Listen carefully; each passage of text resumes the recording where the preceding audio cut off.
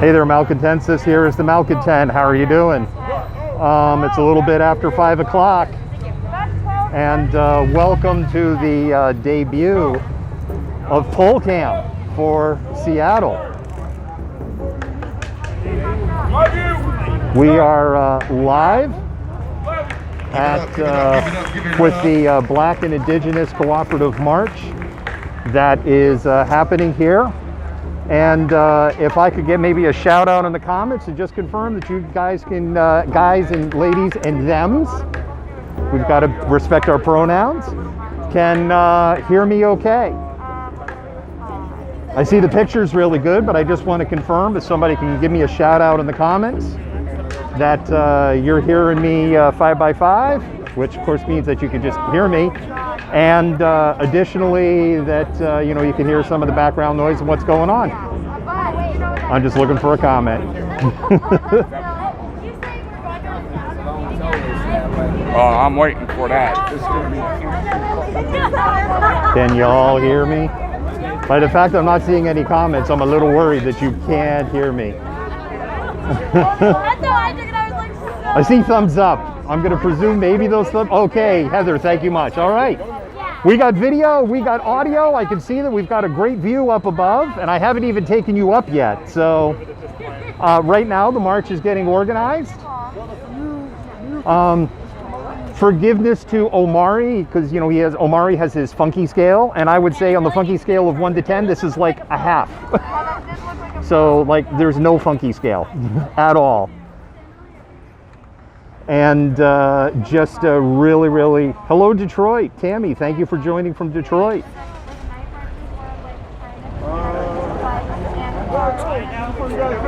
I'm on the music, my guy. You like music? Okay, all right. Hey, guess what? All my social media in the back as well too, bro. So right now what's happening is people are just gathering up. And once they get kind of a larger group set up here, we're going to go ahead and start the march.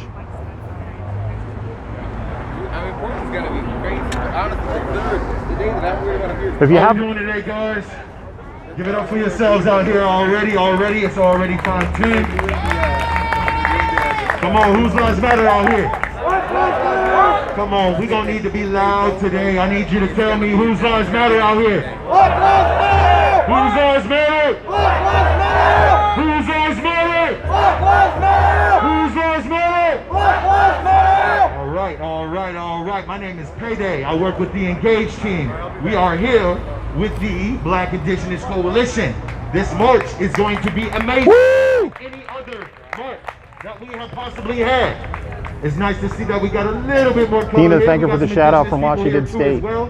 So when we're on this march, we are going to stay together. We are going to be one team, one voice, one message. Can we do that today? Yes. I said, can we do that today? Yeah. All right, I am so excited to march with you guys. Let's give it a little bit of time before we actually start. Well, we're gonna start the rally. We got some food over here. We're gonna have some water coming too as well. We got medics. We got Mr. T is in the house. Hey, Mr. T, there you go. So there is your PolCam. And by the way, Mr. T, I'm not even extended yet. This is the minimum height. I can bring it up almost about double. When we start to march, I will bring PolCam up a little higher.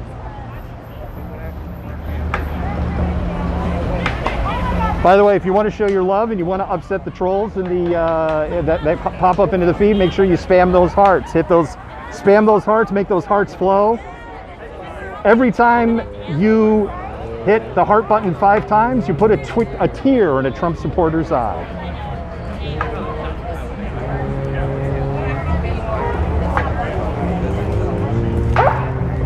Hello. Hello.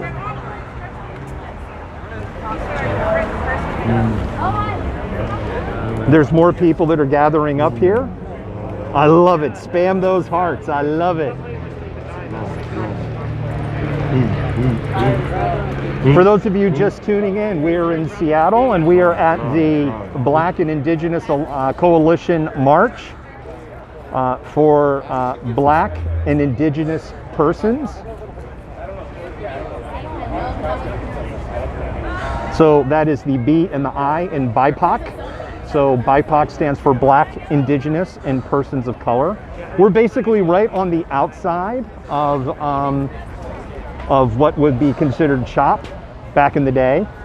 CHOP would be about 1 block away from me. So I wanted to do a quick introduction of who I am. Thank you all. We're still waiting for more people. Negatory on that, Anthony. Negatory. Gonna go ahead and listen to the speaker. We're planning to march every single Friday here at 5, and then we'll go to our destination. Oh yeah, So get yourself around those halls and come out. It's a great, beautiful Friday afternoon. I know there's other things that we could be doing, but we are out here, you know, for protesting for Black and brown lives. So my name is Trey. We have Payday from the Engage team. So what we'll be doing soon is we'll be hearing from our Indigenous brothers and sisters. But I just wanted to thank everybody and just let everybody know who it is I am. We're still just getting everything finished up. Just make sure everybody's safe and we, you know, out here causing disruption and making some noise. All right? All right.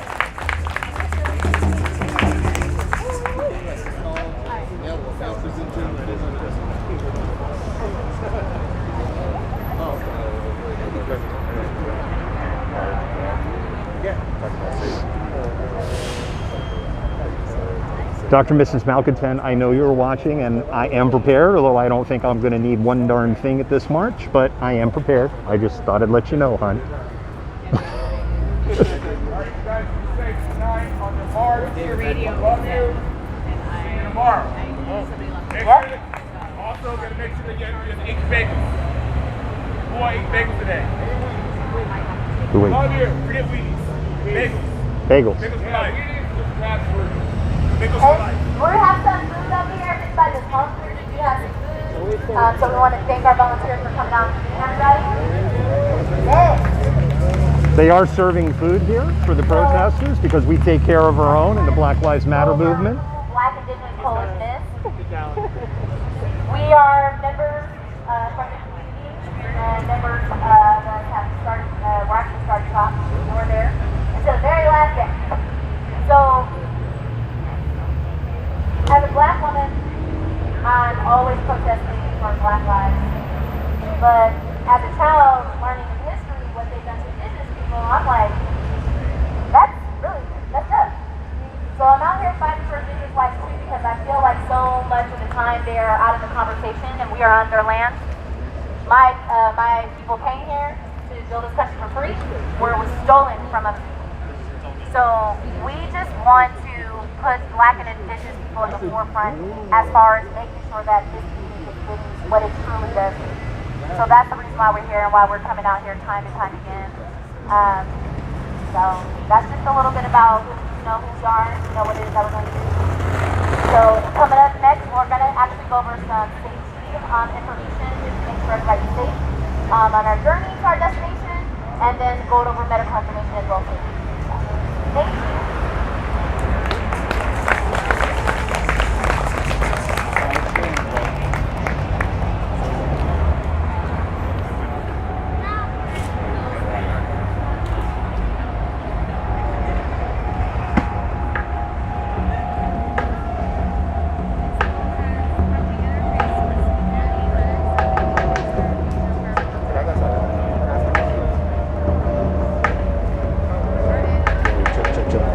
So I guess I could tell a little bit about myself. I will be leading this march as well.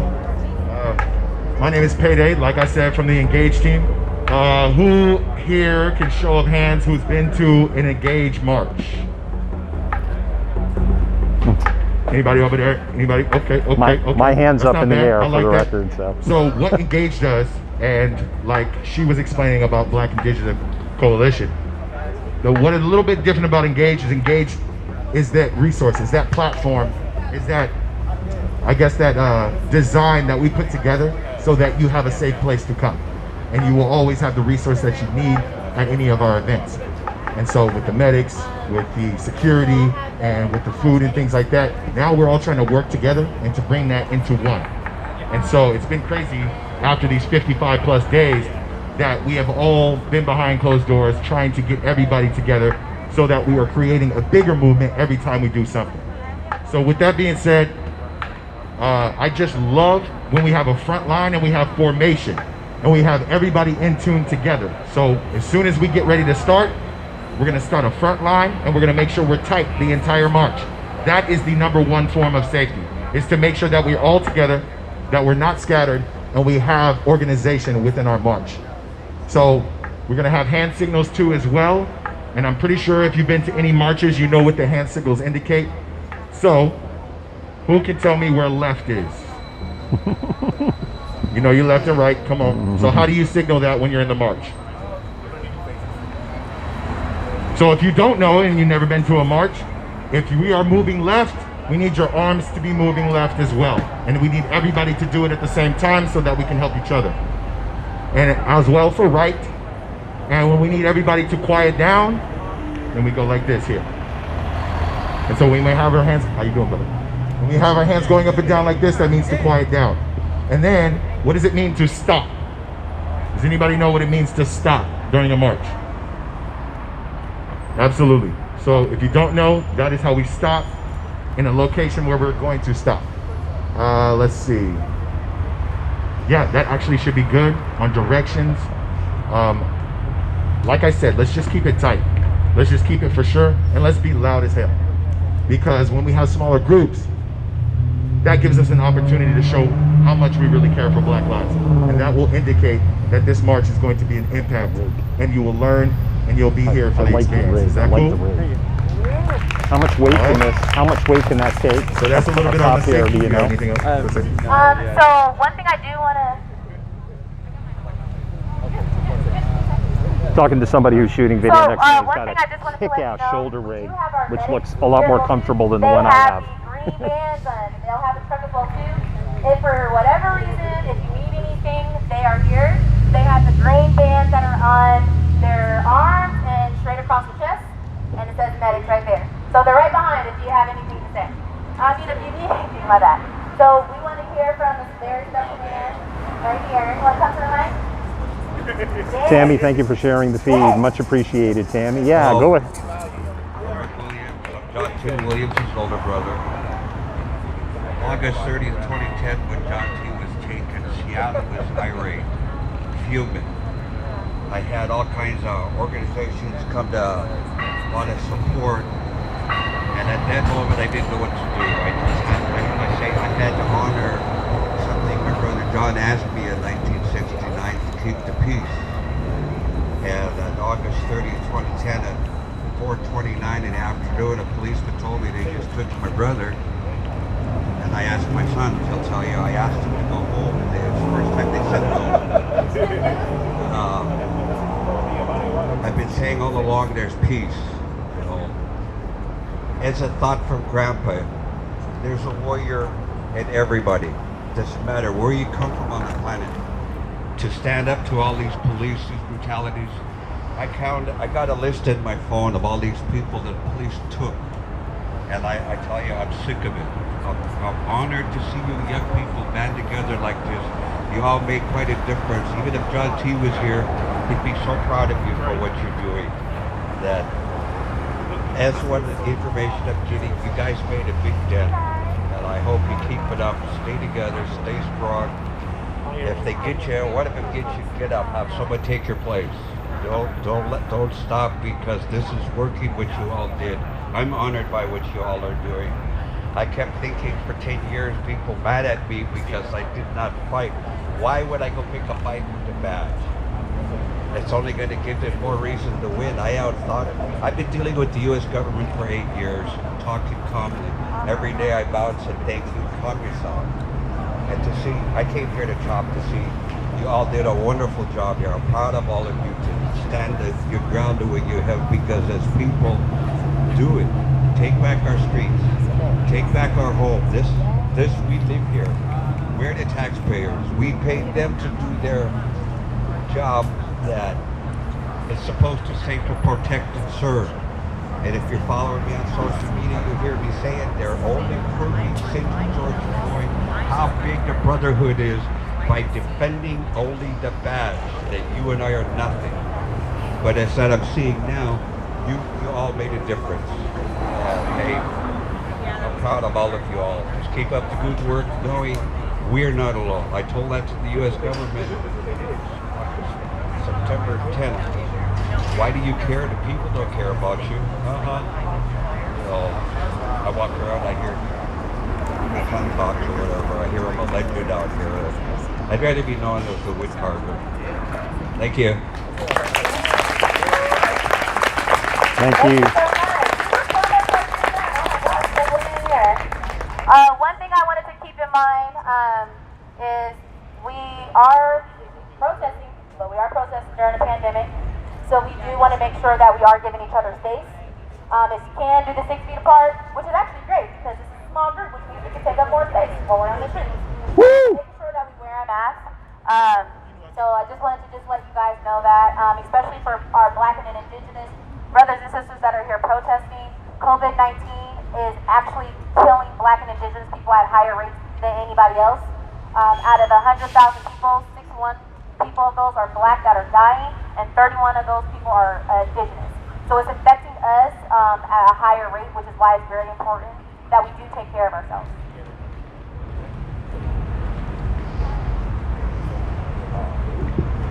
And this is why. So who's everybody that's been here? Is this your first time? Anybody that's got a first time going? Wow, look at that. This guy. Wow, look at that. Wow, look at that. The reason why I asked that is because I can recognize pretty much almost every face out here. That says a lot for the city of Seattle. I think there's been so many events going on that if you haven't been to an event, no offense to you and no offense to you as well, then it's hard to believe that you're involved. Now, if you have work, you have school. I know people that work 9 to 5s and get in these streets every single day. Work 9 to 5s, they come out here every single day. This is a commitment. This is a commitment. This is a movement that needs to see change faster than what it's been at the rate that it's at. But we have been making good progress, which is awesome. I was in a meeting the other day, and one of my meeting members, I guess, told us that if we were to move as radically as I wanted to, I'd probably be behind jails or 6 feet deep. And that's the truth. Because there are radical ways we can move that could get actually some really quick change. But I think the way that we're handling it right now is a pretty good way to protect our lives. To Amen. protect everyone's lives that's out here in these streets every single day. So I just want you to hold yourself accountable when you're on these front lines and when you're standing to the left and the right of these people who have been here every single day. It's becoming less and less of a game to everybody, to the world, and to the people who are viewing from the outside. You see more people getting out of their houses. You see more people coming out to their porches. That's what we need. Because a lot of people don't know who Breonna Taylor is. A lot of people don't know who George Floyd is. A lot of people don't know who Sean Furr is. But they're starting to know. Come on, say another name. Do we got another name out there? John T. Williams. Come on, do we got any other names? Manuel Ellis. Do we have any other names? Charlena Laws. Come on. Rayshard Brooks. Come on, look at that. Rayshard Brooks. Come on. Come on, we got more. We got more. Tamir Rice. Sandra Blount, come on, we got so many names. Tamir Rice, come on, we got so many names. Come on, Mike Brown, we got so many names. Eric Garner, we got so many names, the list goes on. This is what I'm talking about. If life matters to you, you will be in these streets every single day. You will work, you will call the council members to make sure that their ears are blown off, that their emails are blown up. You will make sure that we make change as fast as possible without being overly radical. We can do this the right way, and this is how. Every single time that we get together, we make change. A small inch. But guess what? Every single day we make change. And I just want you to know that the people to the left and your right, even this is the first time, you know how big this is. And since we all know how big this is, then let's stay together, band together. Take your conversations to your houses. Make sure your 5 friends that you have, if you don't have 5 friends and you got 3, make sure they know what every event is. Because we are going to do this, and we are going to do this the right way. You feel me? You feel me? Feel it. Because that's too many names for me. That's too many names for me. Now let's get it done. Can we do that? All right, let's do it. Alright, so what we're going to go over next is security information. So what I do ask is, I do love the fact that everybody has their phone out and people are live streaming, but for security information, I will kindly ask you to shut off your cameras, just so our security people feel safe given information. So if you could kindly do that, I would love you guys. Oh, that's the alpha right there. So I am going to go ahead and mute the stream.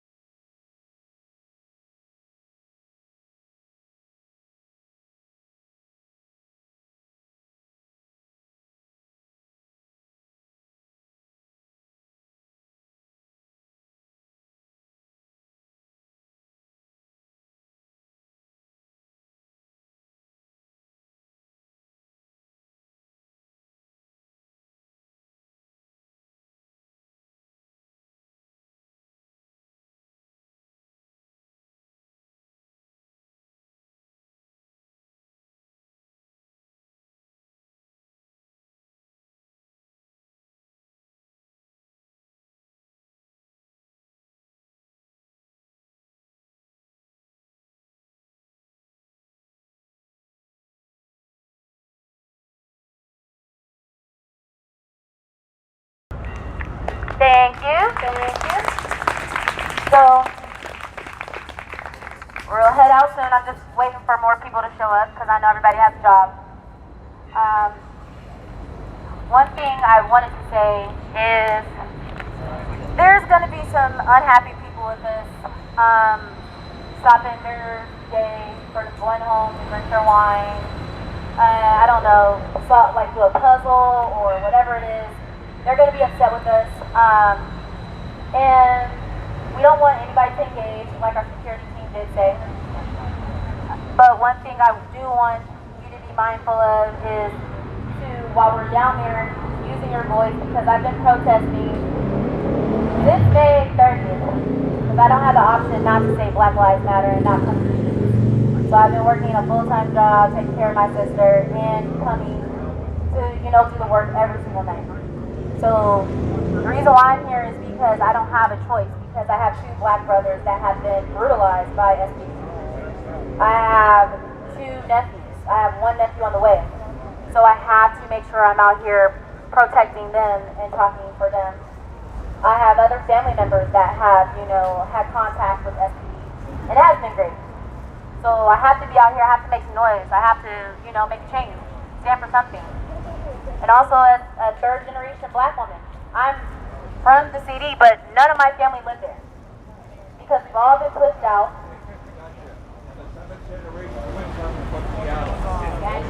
Exactly. So I'm out here not just for police brutality and not for refunding black communities, but I'm really out here for black life. So that we can peacefully just coexist and we can be successful. And we don't have to live in fear of being followed in a store. We don't have to live in fear of, a cop getting behind us. I've been afraid of the police since I was a child. I don't know a time where I wasn't afraid of the police. Most people can't talk to that, but I can. My little sister could talk to it because we didn't have a choice but to fear them because they weren't here to serve us. They weren't here protecting us. They were protecting property and protecting our interests and serving themselves. So that's just one thing I just wanted to say. When we're down there, there's going to be a lot of unhappy Karens and Kevins, but I don't care. We're here to make noise. We're here to cause a disruption, but I do want to say this is a peaceful demonstration. We have a message. You will hear a message along the way. But to any Karens that are out there listening that are upset or any Kevins, we will be doing this all the time. All the time. All the time. I will come out here every single Friday and I will sit here and I will scream for Black and Indigenous lives because they simply matter. They simply matter, and they have been getting the shit end of the stick for years. So it's time, to have change, but the newer generation, we're not going to go into lip service. We need actually, policy change, and what Payday was talking about. So make sure you know who is actually, who's representing where you live at. There's a simple email that you can send to people, but also too, we have Agent Cheeto in the White House right now. It's very important that we vote because yes, we're out here and we've been out here since May 30th. We've been out here every day. People have talked all day, every day. But guess what? White supremacy is working more than 24/7. So that's why we've really got to utilize our voice. And I'm so happy our group keeps growing, and you really just got to be as loud as possible. So, yeah.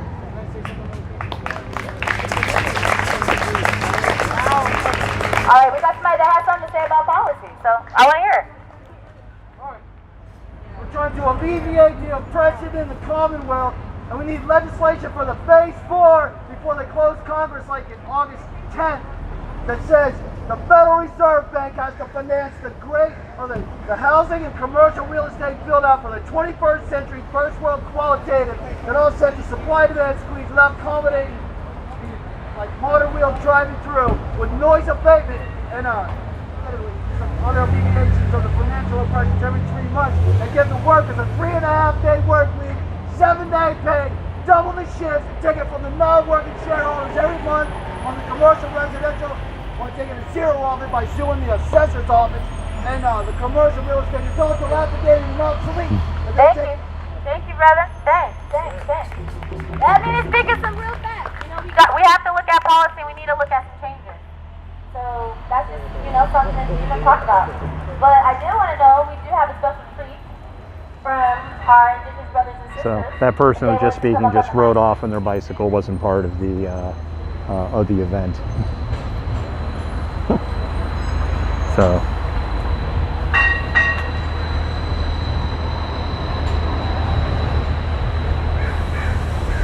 How's everyone doing? Can you hear me? All right. Good to see you all. Today is a good day. Today is a good day to see each other's faces, to stand together for justice, to be as one as we're instructed by our ancestors here. I'll introduce myself in our language. Osiyam nishtelacha siyam. Janawai Quensquilla Quens Atia Squay Chelsea Nishtelacha Chioktin Sinasnat Chile Sin Ut Husainich Lea Tula Osium. I'm Chioktin from Husanich, and it's a good day to see your faces and stand in solidarity. So I wanted to give an acknowledgement for the Duth Duwapsh. Anyone know the Duth Duwapsh? I'm giving you a language quiz here, by the way. Tell us. Duth Duwapsh. Can you say Duth Duwapsh? It's got non-English sounds in there. Like a coarse breath. Duh. Duh. You say that? Duh. Duh. Duh. Duh. Duwapsh. The people of the inside. In colloquial language, it's Duwamish. In the bastardization of the name of their people by people who are lazy and unable or unwilling to learn a little bit of language from right here that came from Mother Earth. Their name came from here, from the rocks and water. So I do my best to learn a couple words in Lashutsid, and I want to thank the ancestors here in their language. Daha Dupshu, Akli Hakabad, Idokuiba, Daha Dupshu, the Atsil Talbu, the Duth Duwapsh, Asiyab, Asiyab, Asiyab, Asiyab, Asiyab. So in that I just thank their creator, Dokliba, and Atsil Talbu, thanking the people, the Siab, the high class people also of this land. So welcome to the Duwamish, welcome to the Duwamish territory, to Duth Duwapsh, where the people have cared for every living being, here since time immemorial. Every living being here has had equity. Even water has had equity with people, with human people rather. The water has had equity with every single human, and the human has had equity with every single being here where you stand. And I just wanted to welcome you because I was given the right by Ken Workman. He's the great grandson of Chief Seattle, where we're at here in Zidzialich. And this area here is called Zidzialich. It would be the nearest village site of the Duchtawapsh, Zidzialich here. So welcome, and walk gently on the bones of their ancestors. Walk gently on the bones of their ancestors, and do your best to be in line with their ways. Do your best to be kind to each other. Do your best to lift each other up. Do your best to love one another. Do your best to know that we need to become one, because that's what my elders told me we must do. We must become one to thrive in this world, to bring wellness to everything. So our job is not just wellness for human beings. Yes, Black Lives Matter. Black Lives Matter. Indigenous lives matter. We need to know that equity and justice for various groups of people are way down here when they should be right here, right in front of us. But we also need to know that equity needs to, once we solve these issues, we need equity for the trees, ancient trees, for the water, for all of the beings that should be here. Every one of those beings, we can work for them too. We can work for them too. So once we get done here, we can work on that, right? Good. Thank you. Siem Nashkelacha, my family. Osiem Haishka. Thank you for that confirmation.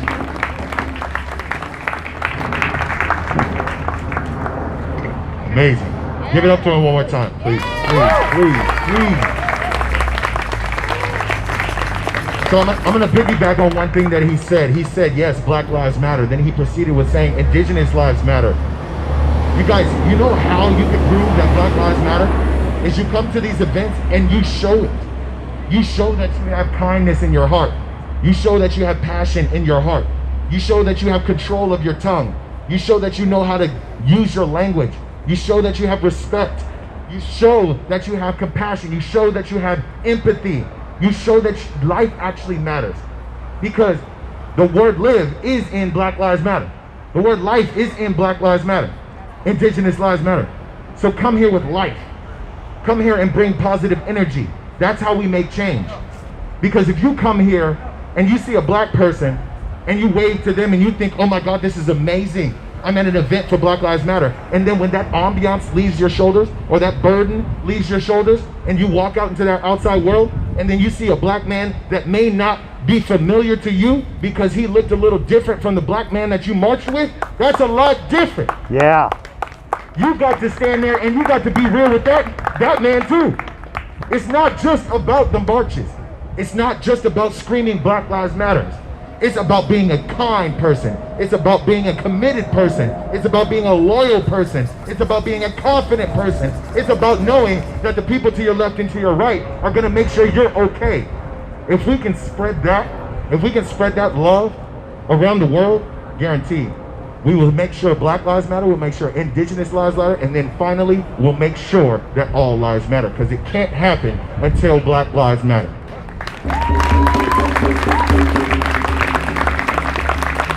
Just like he said, I'm so excited. I'm so excited. I'm so excited to see faces here every single day. You know what I think about before I even come out to a march? I think to myself, even though all the work that we've done, it just always seems like it's gonna fall off or it's gonna die. But then I come out here and then I look at your faces and I look at the faces from the march last night when we went to council members' houses. When I see your faces, that means you're committed. That means you're here. That means you're ready to learn. That means you want education. That means you actually probably do care about black lives. So why should I ever question that? Why should I ever question the city of Seattle to not show up when they show up every time, just like you're doing right now? It'll never happen again. It'll never happen again. And as I get more sure, and as I start to trust myself more, and as I start to trust the people in this world, guess what? We will take over this city. We will take it back. We will take back what we have and what we have.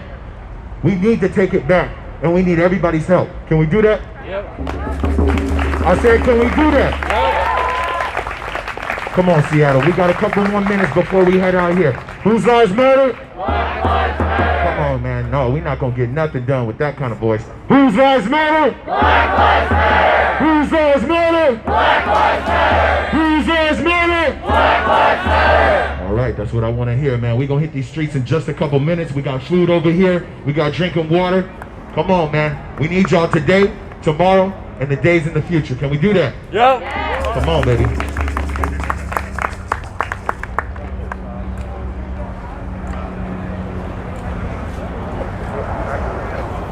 Love it. Keep spamming those hearts. Keep spamming those hearts. Love it.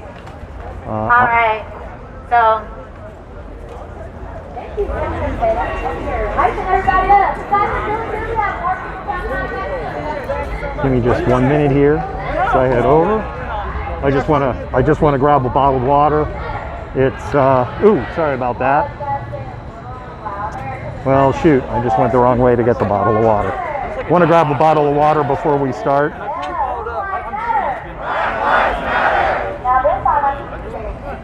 Give me a Red Bull.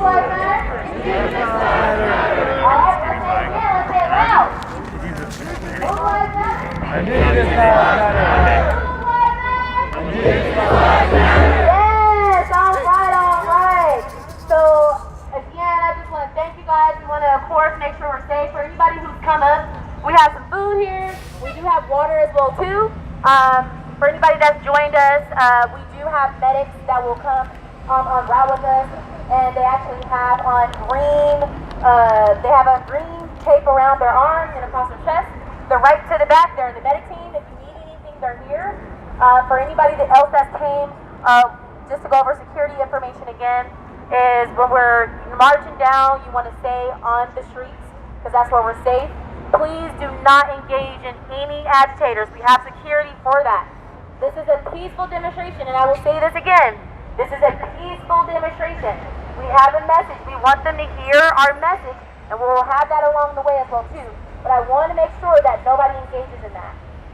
And then when we do stop in intersections, if you can just go on the crosswalks so that we can just spread out, just for anybody that's come up. So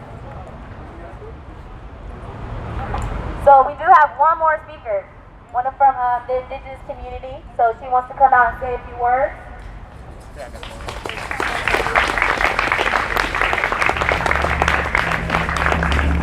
Ignash Waniksha, Roxanne White, Washnash Kanik, Yakima, Ku Nimipu, Ku Nuksak, Ku Anani, known as Grovant, Wasai Shashawamas territory. My name is Roxanne White, and I'm Yakima Nez First Nuksak, and what the colonizers named us as Grovant, Anani. And I presently reside here on Duwamish territory, known to all of you as Seattle. I am with missing and murdered indigenous people and families, and I'm glad to be out. I haven't been out here in a long time since CHOP. I've gone to a few other events, and I talked to the organizers before here, and I'm really grateful and honored that they went through the extent that they did to contact indigenous people, and to be more than just a land acknowledgement, more than somebody that just shows up at the moment you see an indigenous person out here and you call upon them, but to be a part of this in a big way, in a good way. And so I'm here today because I believe in what we're doing out here. I believe that this time is our time. It's our time to come out and speak against the violence, the genocide, the almost 600 years of genocide. Hey Lee, thank you for joining us from Maine. 600 years of of oppression, you know, of indigenous and black people and brown people.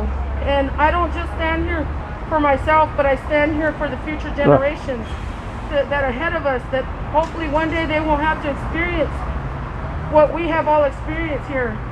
Hopefully we can bring change in a good way. And you know, when I talked to the organizers, they said that this was going to be a peaceful march. And for me, you know, I believe in our prayers and our songs. And I know that these songs and these prayers are medicine. They're the most powerful medicine that we carry. And they've always been afraid of our songs. They've always been afraid of our prayers. Just me as an indigenous woman standing here in this ribbon skirt, in holding my drum, is a threat to them, because I am not supposed to be here. I'm not supposed to be here, but I am. And so I feel good about this. I also always come out here and I remember those families in our indigenous community that have been gunned down, that their last breath when they screamed out, "I can't breathe." Those families, those people that are carrying that hurt from police violence, from lethal police force, from a systemic oppression and a genocide that happens right here in Seattle, that happens right here in this country, that has been happening for many, many hundreds of years. And so I'm going to say those names because right now I'm working with the family of Oscar Perez Giron. And Maria Giron is not here today, but she is seeking justice for her son, Oscar Perez Giron, who was shot at the light rail station in the Soto district by a sheriff. You know, there's something about that to be said, because she never had a fair chance. The trial, he never had a fair chance. She never had anybody really to stand there and support her. And so we're looking to reopen that investigation, and we're looking to seek justice, and to pull all the files out, and to try these police officers, to use our voices, to make sure that everything was on the up and up, because that's what each and every one of us do. We all deserve that. And so I'm going to say a few names. You know, the Lacey family out of Tulalip, all these families that have been carrying this, as well as the families of our black relatives in this community that have been seeking justice. So here I go. I'm going to say the names. I'm going to pull them out because I don't want to forget anybody. And I say this, you know, with respect for the families, so that we always remember these people that are no longer in our community because of police brutality. So I'm going to say their names one time, because I know that our time is, we're ready to hit the road, hit the streets. John T. Williams, say his name. John T. Williams. Stonechild Cheesnick, say his name. Stonechild Cheesnick. Renee Davis, say her name. Renee Davis. Daniel Cavarbius, say his name. Daniel Cavardis. Janetta Riley, say her name. Jeanette O'Reilly. Milo Harvey, say his name. Milo Harvey. Cecil Lacey, say his name. Cecil Lacey. Michael Mitchell, say his name. Michael Mitchell. Joshua Spotted Horse, say his name. Joshua Spotted Horse. Jackie Salyers, say her name. Jackie Salyers. And Oscar Perez Giron, say his name. Oscar Perez Giron. And I always want to remember our sister Charlena Lyles, say her name. Charlena Lyles. George Floyd, say his name. George Floyd. Kachiayo, thank you for allowing me to say. Yes. Yosef Falatoga. Yosef Falatoga, say his name. Yosef Falatoga. Yes. Thank you. And I really appreciate this time just to say a few words, and to say that our prayers as indigenous people, as indigenous women, that we must remember that on every demographic, and this is not a race, but that black and indigenous people are being murdered, going missing, being oppressed in every spectrum at any higher rate than any other ethnicity. And so I also don't want to leave out our two-spirit and our transgender and those of our community that are the most vulnerable. I want to remember our brothers and our sisters from the South, those that are having a genocide impacted on them right now, the same genocide that we received that was put on us through boarding schools, kill the Indian, save the man. We have the separations of families right now happening right here in America. On indigenous land, they're separating and they're stealing the children of our brothers and sisters from the South. And these children are going missing and these women are going missing at extremely high rates. So with these few words, I just wanted to say, Kachayo.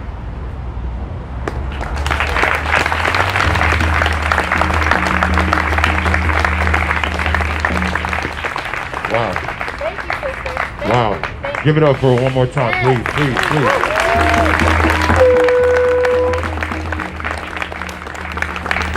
See, that's how we could bounce off each other in community. When someone speaks, you should feel that bubble guts. You should feel the butterflies in your stomach. You should feel that. You should feel the heart. You should feel the love, and you should feel the seriousness when she speaks from her heart. When she says those names, and when you say them back, you got to understand that needs to be a connection, because that's the only way we can grow, is if we're connected. In this group today, we need to be connected. And then from there, we take it to our homes and we stay connected. We remain connected. And you know how you can stay connected and remain connected? When you get home, you on that social media, you having those conversations.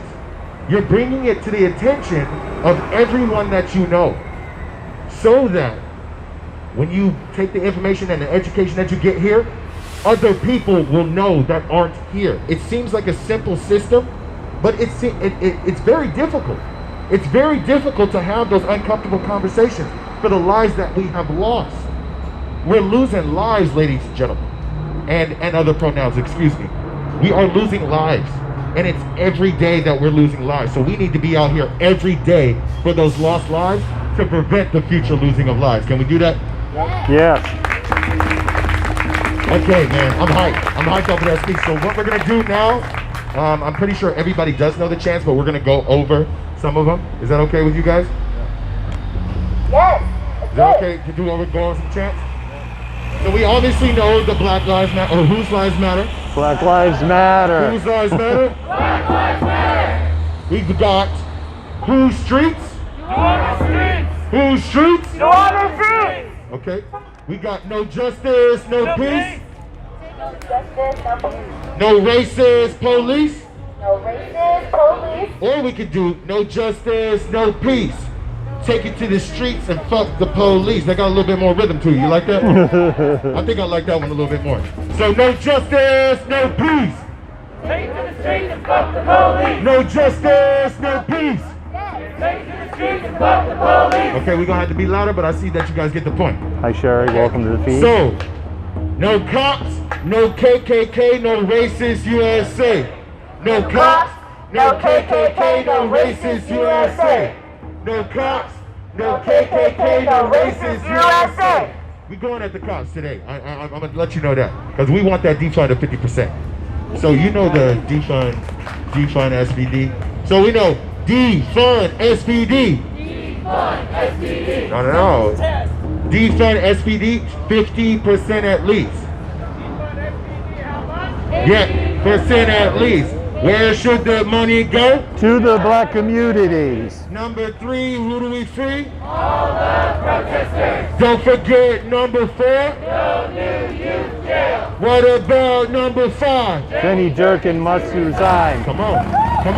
That's demands right there. That's how we gonna keep the energy as well. I made one up today, and it goes, celebrate Black Lives. Come on. Can we sing that together? Can we do that? 1, 2, 3. Celebrate Black Lives. Come on. Hey. I like that. Hey. Celebrate Black Lives. Come on. Come on, we can easily do that. And everybody's got to cut. Celebrate Black Lives. Come on. Hey, one more time. Celebrate Black Lives. Y'all get the idea. Y'all get the idea. There's a party going on right here. So my team of moderators on Yes, Jamie's so we got that post, one. make sure you report the threat got a to couple more that I Facebook actually and did up today. screenshot I just want it, everybody to and have then a good ban her. idea. But just do not ban her Actually, until I did make you this one up. It's report, no good cops in a screenshot, and then you racist can ban system. her. Thank you, moderators. No bad protest in a new revolution. No bad protest in the revolution. Can we do that one too? Is that one cool with y'all? All right. So we'll be doing those chants all through the Seattle, all through our route. And then when we finish, man, we should be exhausted. Your throat should be hurt. Your feet should be burning, and we're going to hit these streets. Can we do that? Yes. Come on, come on. You have any more chants or what you want to do? One thing we definitely need to speak about is Breonna Taylor's murders are still free. How many days? It has been, 45, 150 days maybe? Yes, and Manny Ellis too as well. How many days? 150, I think? I think it's more than that. Well, Might be more than that. might be more than that. So, one thing we want to say is because we need to make our voices loud for Breonna Taylor's murderers. Oprah Winfrey put her on a magazine because the cops are still free. So when we say her name, we'll say whose name it is, but I want you to say Breonna Taylor. So say her name. Breonna Taylor. Say her name. Breonna Taylor. Say her name. Breonna Taylor. Say her name. Breonna Taylor. She was an essential worker during the pandemic, sleeping in her home and was killed. The next person we need to say is Manuel Ellis, because he's our brother right down the street. Come on. He needs justice. So when I say his name, you're going to say Manuel Ellis. Say his name. Manuel Ellis. Say his name. Manuel Ellis. Say his name. Manuel Ellis. Say his name. Manuel Ellis. All right, and we'll tell you some more people along the way. We just need to make sure that we, because a lot of our brothers and sisters are protesting in Tacoma right now. We know Tacoma is a long ways away, but they're protesting and they want his murderers to be charged, okay? And we need Breonna Taylor's murderers charged as well. That's the two chants I have. Come on. All right, So we're going to give it about 5 more minutes, and then we are going to hit the streets. We're going to line up. Like I said, guys, I really need you to focus on the construction of the march. I will be right in front of you. I will have your back and your front, your left and your right. I will make sure that we are safe. But I also need everybody to be in formation. We're going to keep a straight line all the way. We are also going to keep a straight line all the way back. And then in the back, we want to keep a straight line as well. We want to keep formation, and we want to be loud. We want to show that this is not a game. We are not stepping out our house to play with no Black Lives Matter movement. This is a formation. This is a unification. This is dedication to something that we want to see change within. Can we do that? Yeah. All right, let's give it 5 more minutes, and then we're going to roll out, Seattle. Let's go.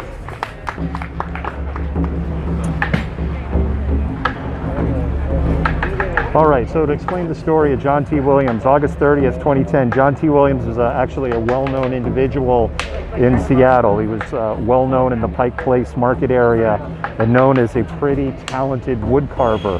He also had a degree of mental illness, and he had a substance abuse issue.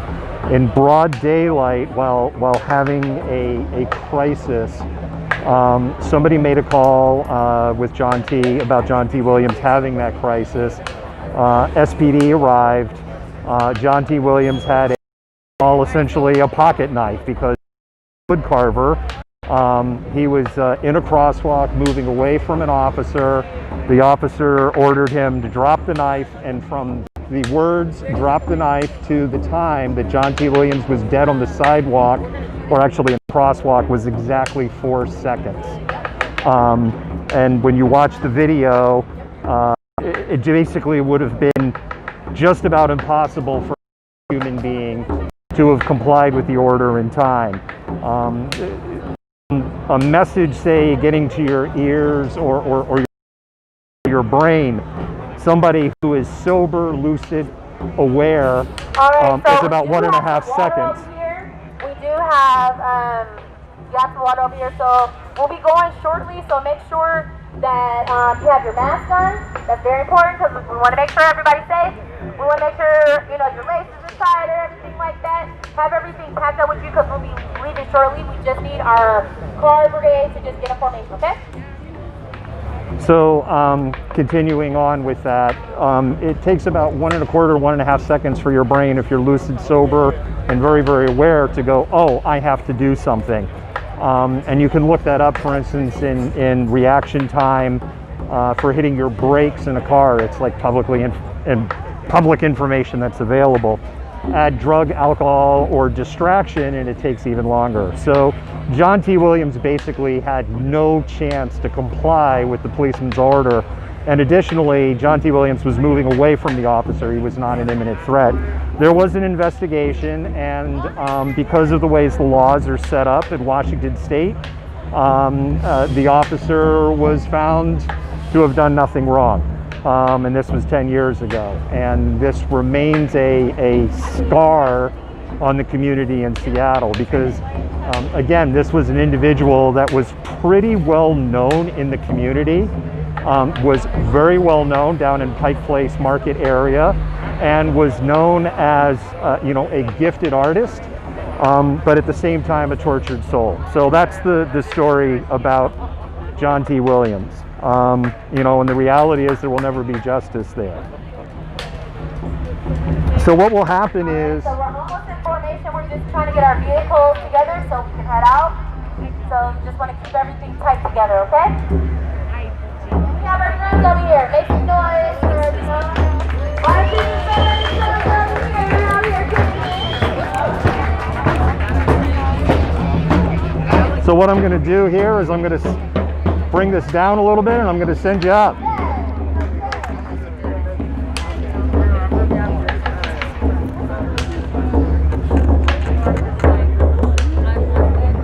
I'm going to try and send you up. There we go.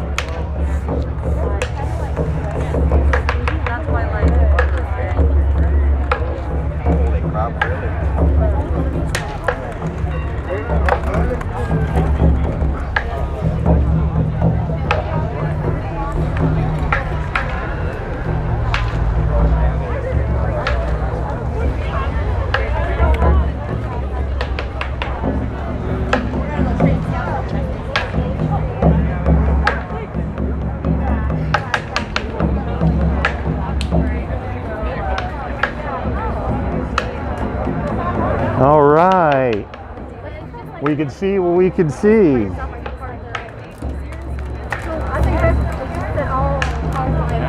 No one moved their cars yet.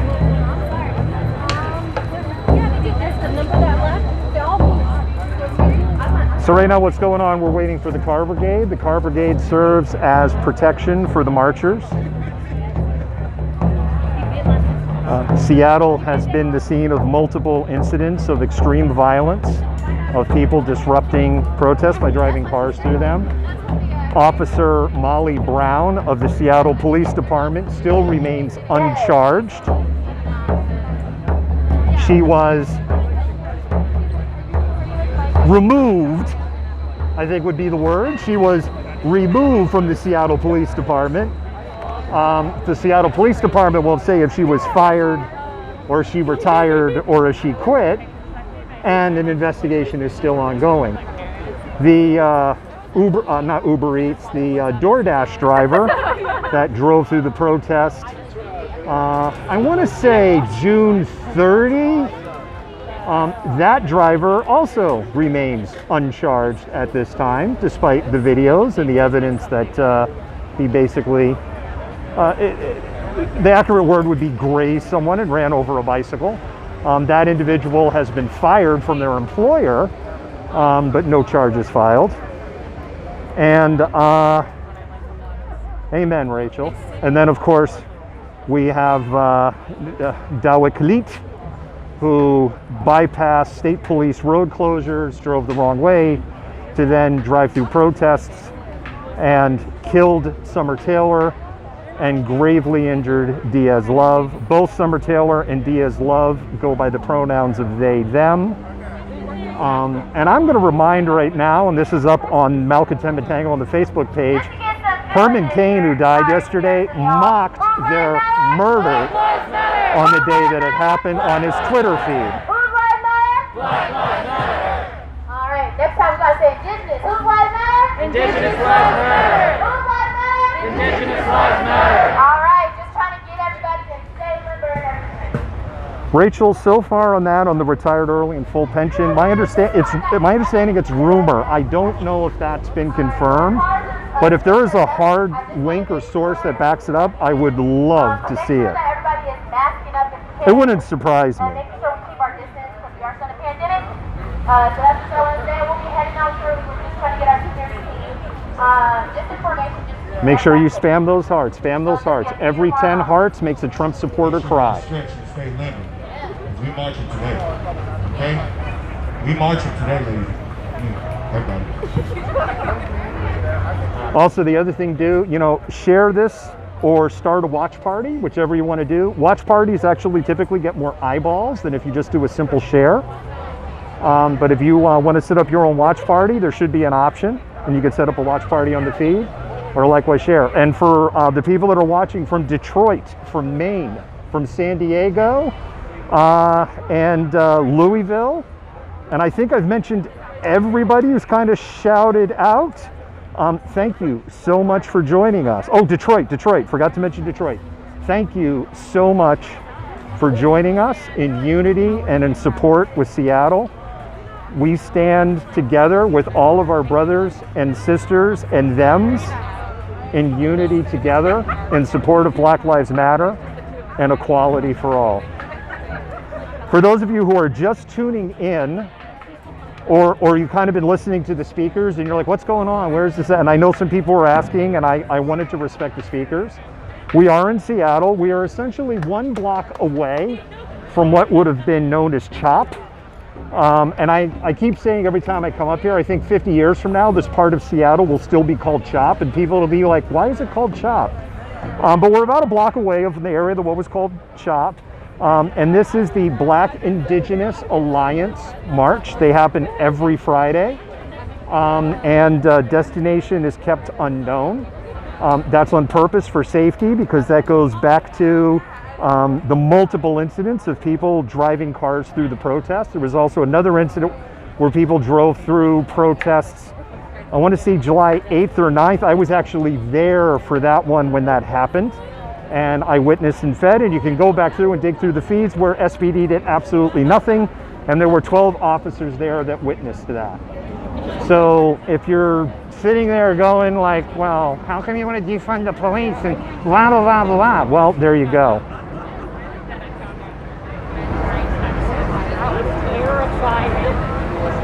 I'm loving this. Hello, Rhode Island. Hello, Oregon. Hello, California. We really appreciate the unity. And we, when I say we, I mean the collective we of the Malcontentment Tango, because we are more than one. We share feeds from all over the country.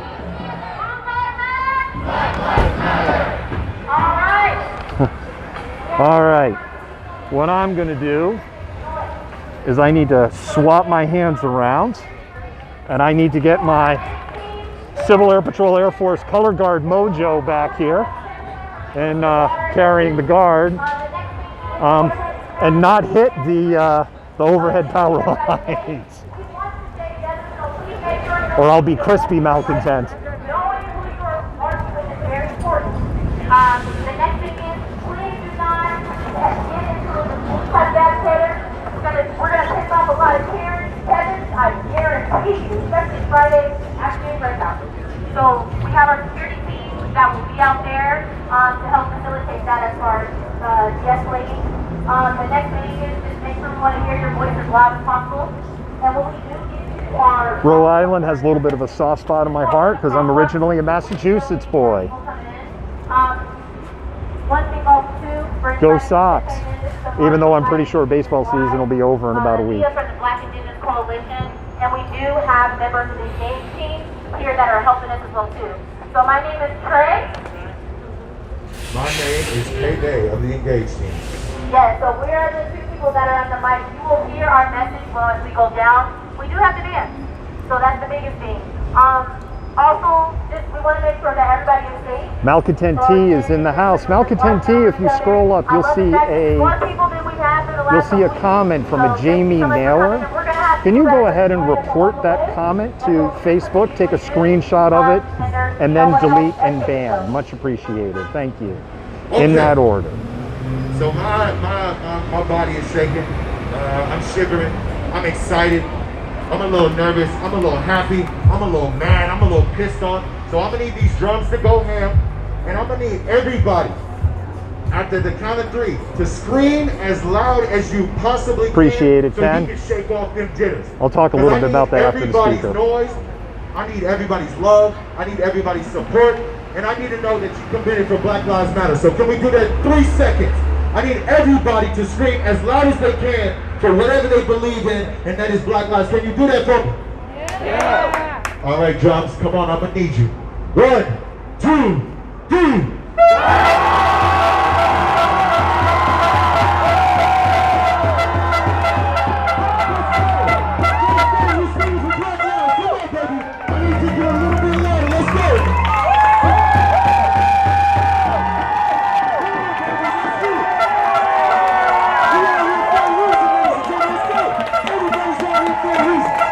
Spam those hearts. Spam those hearts.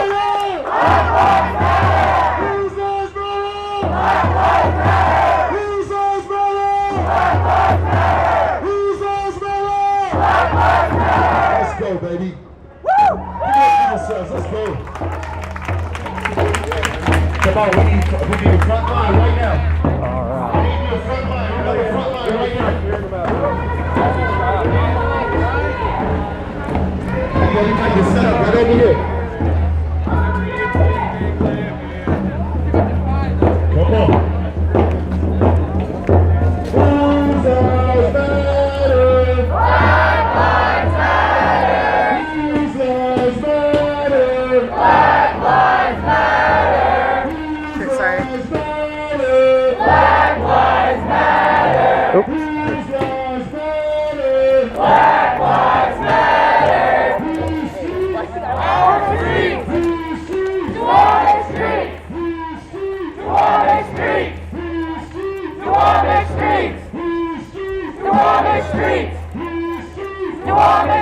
Alright, we're gonna stop right here, ladies and gentlemen. Everybody, hands up when we stop. Can I get you to do that for me? Come on, look at us right now. I need us to get a little bit closer, a little bit tighter on this front line. I know it's COVID, but you've been out here, so you probably got it in there. And you should have a mask on, so. I know you don't, so that means you're protecting everybody out here. We got a dog I alert. want We to have a tell you dog one thing alert. before we start this march. This is what life is all about. When you're on Instagram, when you're looking at your pictures, when you're looking at the models, when you're looking at the beautiful places that you can go, guess what? We got to take care of home base, you feel me? We got to take care of the problems in America, you feel me? So with that being said, your dedication, your everyday mentality, our everyday mentality. When we get that put that together, oh my God, when we get out these streets, people can't handle Hey it. there, puppers. They look at us and they Puppers. think, oh my gosh. Come here, puppers. Come here. But that's what we the same. I know you people are like, I want to see the dog, and that's one of the disadvantages of pole cam. You can't see the dog. But I'm getting some puppers love. Oh, you're adorable. You're adorable. Oh my goodness. What kind of dog? What's his name? Little doggy? Little goats. Oh, actually, yes, I can see it. I could tell. And this one's name? Mustache. Thank you. You know what? They got no choice but to come outside because we got cameras, we got it all. We got leaders, we got it all. We got people who know what they're talking about, we know, and we got it all. So guess what? You are a part of the revolution. You are a part of history. So I need you to show it. I need you to show it. Even if you don't feel a part of it, you need to show it because you're in the streets today. In the streets! On the streets! On the streets! On the streets! Who's ready to march today?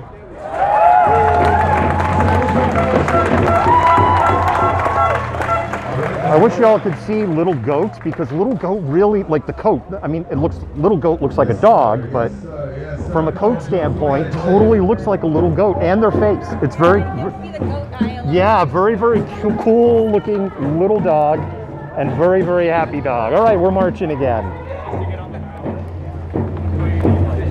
No justice, no peace. Take it to the streets and fuck the police. No justice, no peace.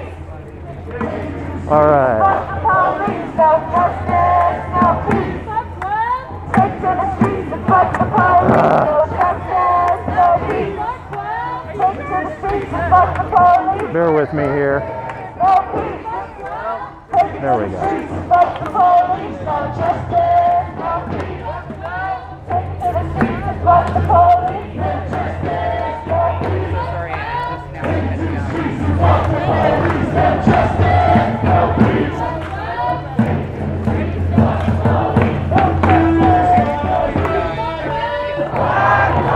So, on the issue of pole cam, yeah, Eric Greatwood, who is probably the most famous streamer down in Portland, and he's known as Pole Patrol. About a week or about 10 days ago, Eric explained in detail his setup. Somebody had asked him, and so he just explained it in really great detail. And I would happen to just be, we were sharing a stream, and it was like, oh my goodness, I have almost everything that he says that you need to set up pole cam. And I was missing just,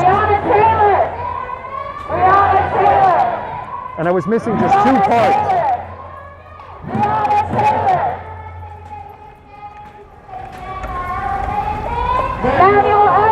And the last part that I need will come in tomorrow.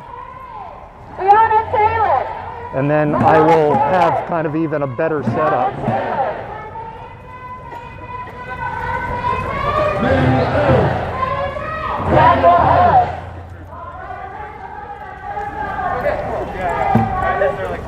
And I had no idea that power lines are so low in Seattle.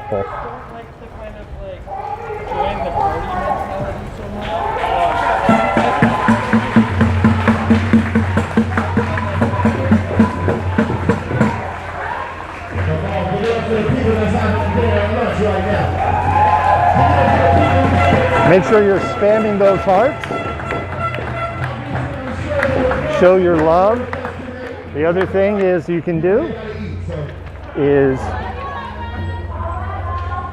share the feed or set up a watch party, even better.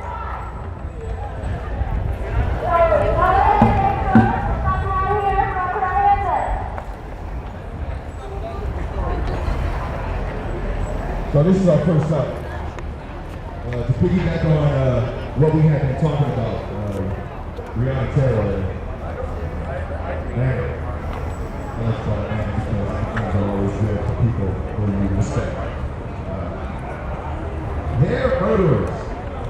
The people who murdered them in the street, or actually for Breonna Taylor in her own home. They are still walking the streets right now. If you did not know that, please raise your hand. So, that's a group of people right here who know. Who could actually be getting on their phone and calling council so they can speed up the process. So you can send an email so we can speed up the process. That's accountability. Because when you're in the streets, you're accountable for that. You're accountable for your safety. You're accountable for marching and screaming Black Lives Matter. Yes, yes. But are you holding yourself accountable when you step outside of these march walls, outside of this security, outside of this Medicaid? Are you holding yourself accountable? It's been 150 days. 150 days. Well, Ben Ellison, with his video, I'm really glad you guys are liking pole cam. Thank you. You see the brutality on camera. And the men are still to this day walking the streets. Is that okay? No! It's not okay! No! It's really not. Breonna Taylor. All literally still walking to the No, it was 2014. Why is that? Why do our lives not matter? Why are these officers being paid leave from our taxpayer dollars? Why? Why is that happening? Why when we're in the streets, they see people, I said people on Facebook sit at the bottom of the comments talk about, well, she shouldn't have been in our house sleeping with her boyfriend. What? What sense does that make? None. Why are they getting these privileges? Why are they the ones that get to run the streets when she got to look down on us while we march? That's not fair. And that won't be fair in the future. So when we march these streets, realize what's really going on. These people are still walking the street and they are murderers. Not accidental killers. Not accidental killers. These are accidents, guys. These are accidents. You need to know that. You need to remember that when you're out here preaching to Black lives, okay? 150 days. The world has been watching. And these men are still not forgiving. That's not okay. Can I hear it? It's not okay. Send me a message. It's not okay. I want to know about this rig, and then I'll share with you how you can have a double rig with that, so you don't have to hold your phone. So, Never okay. I was we need to get behind these girls. oh yeah. So do you think we could talk about that? Yeah. Right? Yeah. You got my info, so just hit me up. Constantine. If you don't know what the bishop is. Constantine was not his career, man. Because we want change. So it's more than this. It's more than walking by people who don't give a shit about Black lives, still sitting in that damn bar. Instead of getting up and maybe making a little change in their life and stepping into these streets. Period.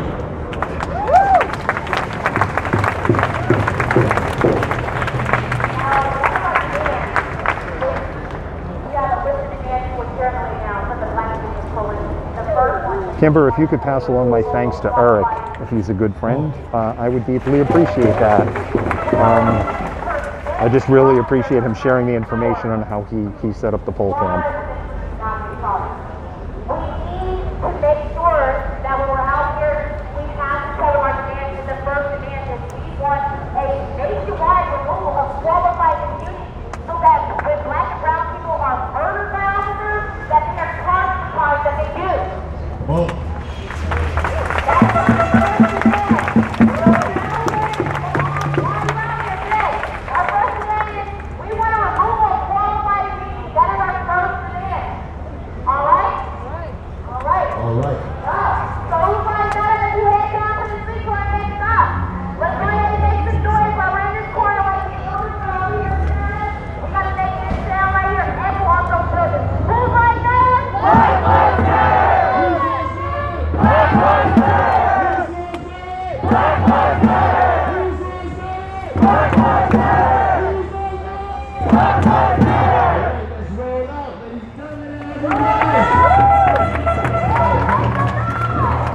And we're marching again.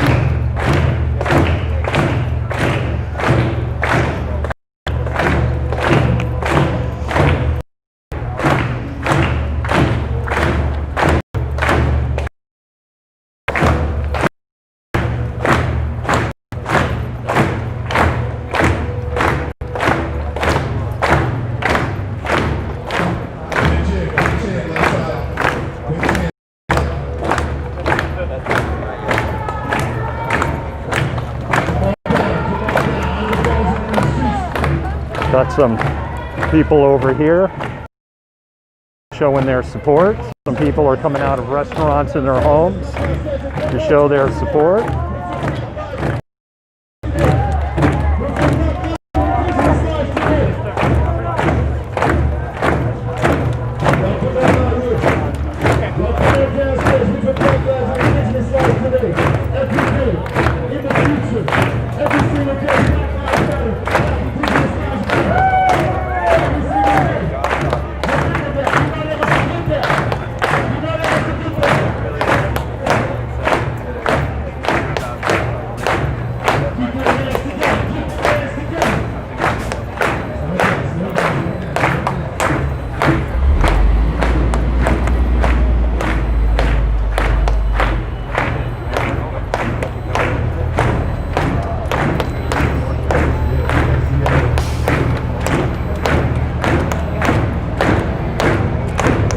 One of the things that I really liked about PolCam that Eric Raywood had set up is it really helps protect identities of protesters while still being able to tell the story and while still being able to bear witness to what is going on.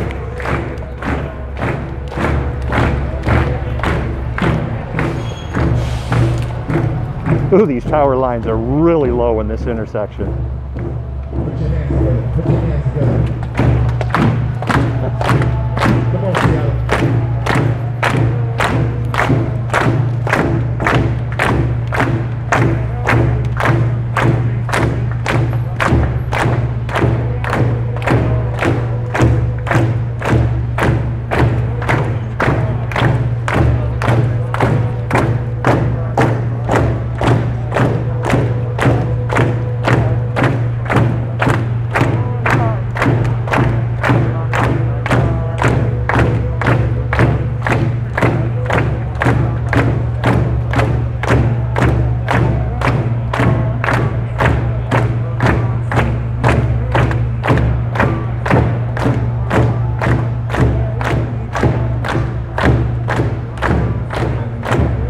One of the things that you can't feel in one of these marches when you're watching remotely is like, what's the energy? And I could say that the energy here is happy, but there is a sense of solemnity.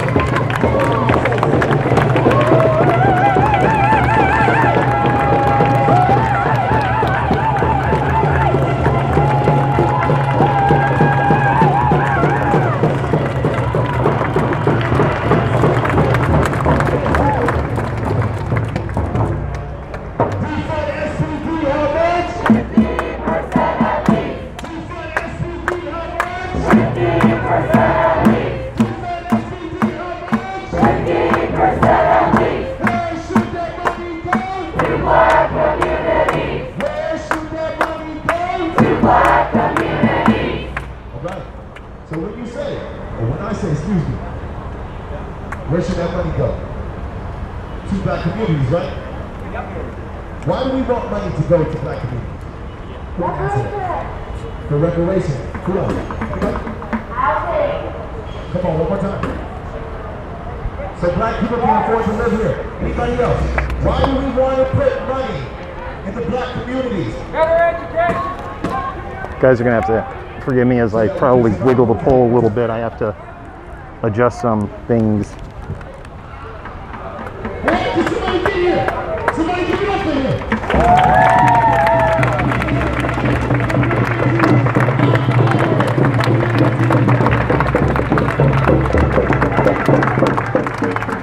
Stolen people on stolen land. Oh, much better. But we cool. You know what I'm saying? How come we all can't be cool? How come they get their land taken and we get taken from where we at to come over here and still be treated like garbage? Lee, I wish I could answer the question. I don't know. Into the black communities. So we can fix what the average white person who watches Fox News would say. Oh, they're dangerous. Oh, they're criminals. They're fighting and looting and shooting each other. That's what they think. That's what white people think. Not necessarily, because I know some cool white people. But that's what they think. They think that we're wild and tired people. But as you can see, if you've been here since day one, who are the wild and tired people? One more time. The police. So guess what? We put money into the black communities. That means we get education, we get schooling taken care of, we get mental health taken care of. But guess what? Then, come on, it's that simple. We need to be about that. Defund SPD how much? 50% at least. And where should that money go? To black communities. Where should that money go? To black communities.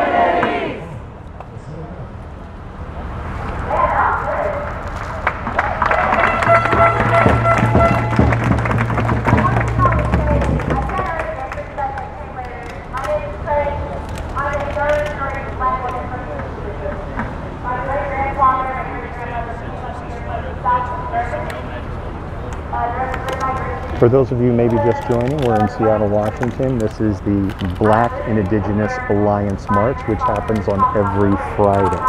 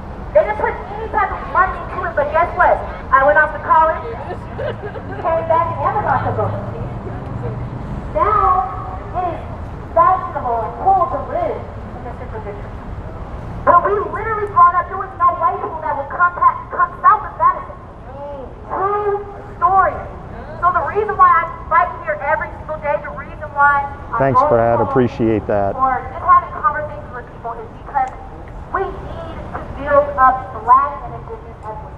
We definitely need to build that up. Because studies have shown that when you put money into services... Joey, thank you so much for watching and so much for your share. Or take anybody's life. It's that simple. And Joey, thank you everything that you do for Black Lives Matter. Every day, man. Every day. They don't want to talk about that. They love to talk about how black people are poor, we're not educated. They love to talk about how violent we are, but they don't talk about where do we get to that point, you know? They don't talk about when back in the 80s, when cocaine had a push for our communities. It affected my family personally. And now the opioid crisis, now I just feel bad for white people in Ohio. When they didn't give a fuck about the black people that are right here in Seattle. Come on. True. They are still fighting to just get back to the basic minimum. So when we're out here and you're saying refund black communities, that means giving those families, giving those communities a fighting chance to just survive, to exist. Because when we're out here, when I say black and indigenous lives matter, their life simply matters, but the quality of their life is very important. When they have housing, when they have education, you know, when they have adequate health care, they can do better. So that's all I gotta say about the federal black community, but that is what means the most to me, is because I'm a product of that. And I was actually, fortunate enough to be in the first 18 classes that were at Greater Beach. They didn't have 18 classes before I came to school. They didn't think black kids were that smart.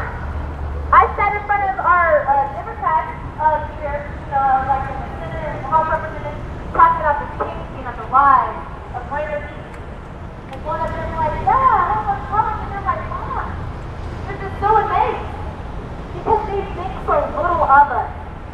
And that's why it's important that when we get that money from SPD, that it truly goes to benefit the communities that are suffering the most. And gentrification has caused them to suffer the most.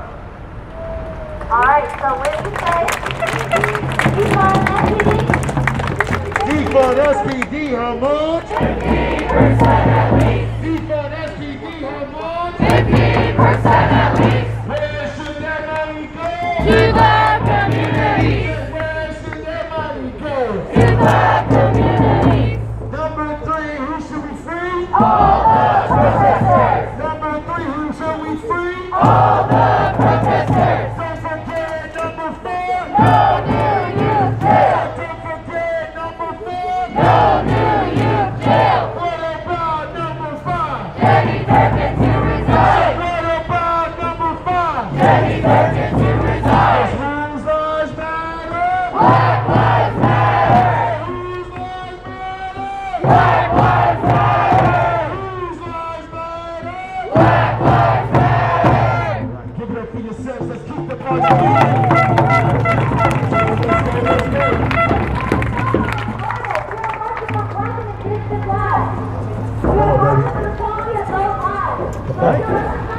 Pull up and watch the wires. Prom dress room. By the way, if you're a hater on the stream, you definitely should keep watching because, oh, I'm talking on my stream. Oh! I said if you're a hater of the stream, you definitely should keep watching. You might get to see me electrocuted, and I know you'll want to see that.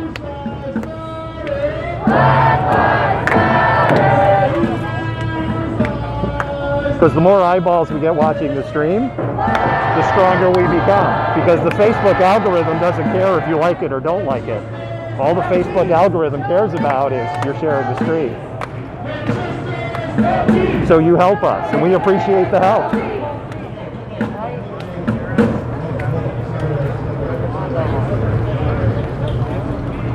When I say no justice, no peace, we say Take it to the streets and fuck the police. We are not going to do anything out of rhythm. We are one team, one voice, one message. We will always stick together without chance. Can we do that? So when I say no justice, no peace, Take it to the streets and fuck the police. no justice, no peace, Take it to the streets and fuck the police. no justice, no peace, Take it to the streets and fuck the police. no justice, no peace.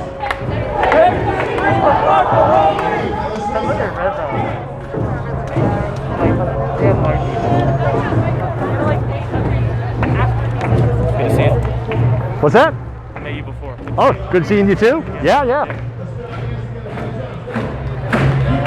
We must keep the rhythm within the city. That's the only way we'll be taken serious as black lives. When we march, we must be in one. We must be in unison. But make sure you're here for the right reason. For black lives, for indigenous lives. Come on.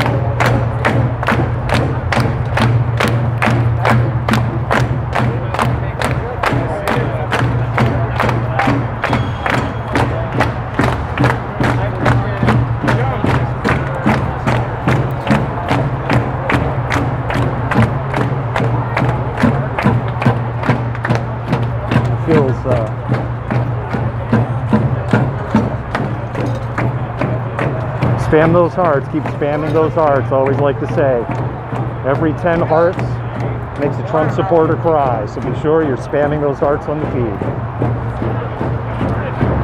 For those of you just tuning in, we are in the Black Indigenous Alliance March in Seattle, Washington. This is live. This march happens every Friday at 5 o'clock. And I would probably say that we'll be covering this every Friday at 5 o'clock with Seattle's first poll cam. But it's going to be the story in my heart of like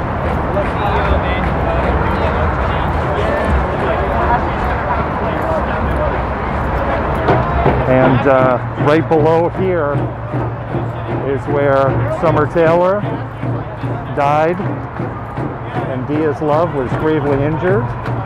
Basically right below from where we're standing and about to our right in a terrorist attack that happened on the 4th of July while they were out celebrating their constitutional right to the First Amendment.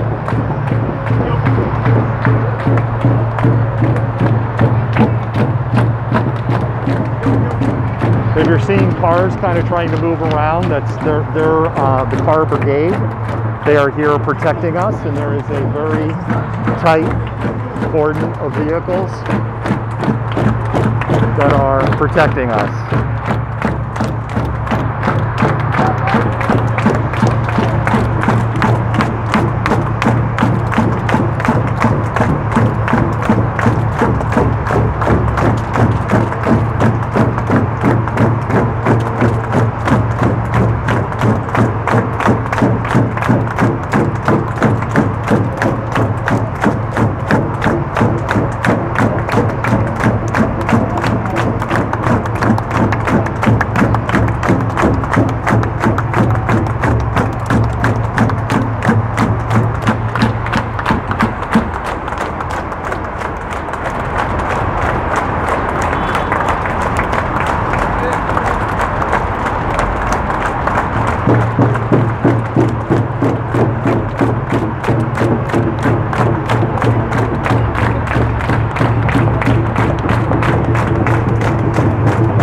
This is the Black and Indigenous Alliance March, which happens on every Friday. It's going well, how's up? Good seeing you.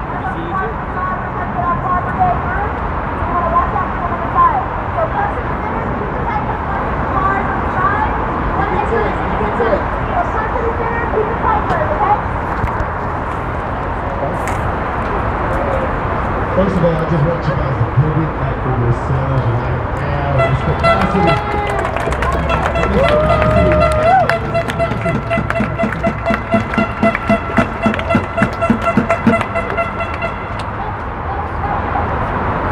I would estimate there's about 75 or 100 people marching. You probably can't see everybody that's marching, the people that are closest to me, and there's some people that are behind me. But I am kind of staying towards the back.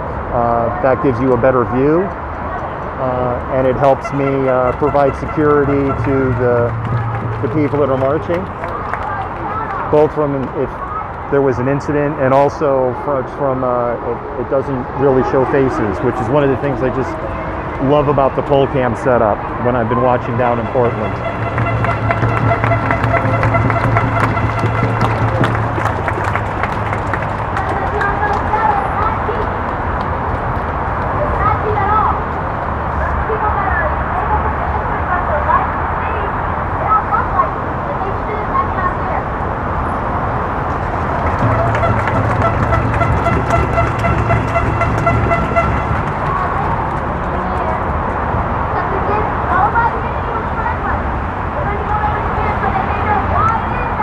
I know some of you had some questions, and there's actually a little pause, and then maybe I can actually find out for you here. I was wondering if I could ask you a question, if that's okay. I'm on a feed, but camera's pointing that way, but they can hear you. I just want to make sure you're okay with that. People in the feed are asking me, what's the significance of carrying the totem pole? What's that? All right. Why I'm carrying this? I'm an 8th generation wood carver. My family's been here since the 1800s. Even before then, we all used to carve on the streets. You know, tourists would come by. I mean, having a total pool is, I recognize the spot for people to know us where you're at. And anyone that knows me that I do this, they know this is me. All my friends are Korean, but significantly why I carry it, it's for a reminder for all people that's forgotten that my family's been here since 1800s. You can go to the old Trotty shop. In 1806 when they opened, my family started selling it. Even before it opened, my family started carving it. So why I carry this? Because people appreciate this art. It's hard to get to see it.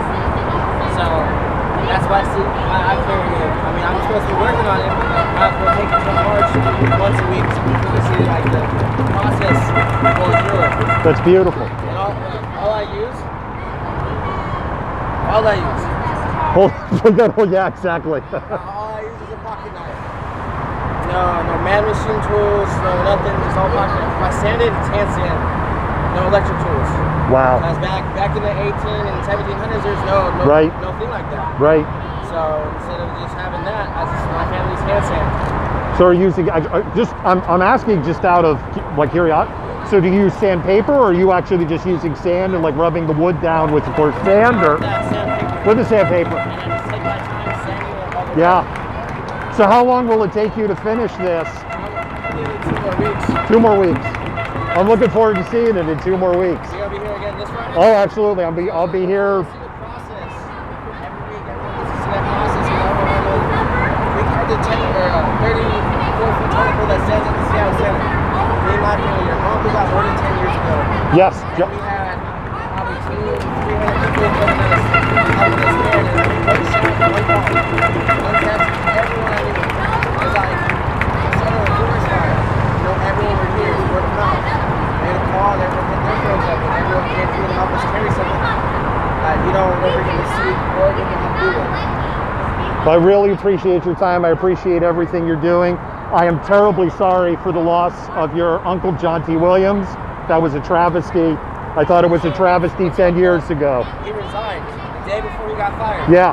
He's a police officer in Edmonds. Yes, absolutely, because that's what they do. So That's what they do. That's why I'm going to be out here and I'm going to march with this so people remember. I mean, every day, if that was my father or me, he looks so much like John. And people say they're hurt.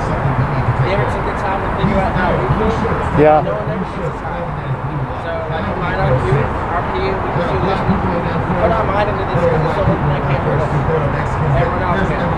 This can't. Thank you so much. I'll see you next week. And I'll see you, I'm sorry, it's there. All right, thank you. So there you go. Yeah, let me give you, it's Malcontent Tango. And we're on SPN, Seattle Protest Network, but you can have one of those. Go ahead and give us a like and a follow. All right, thank you.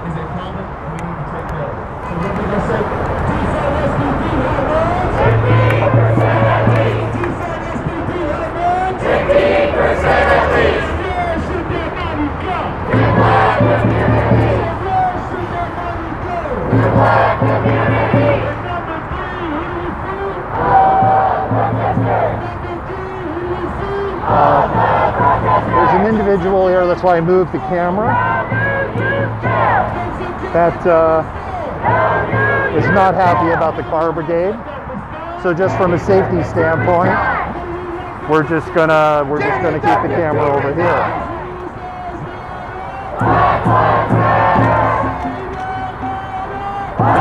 Yes, those are the totems that are made by the WilliamFamilyCarvers.com.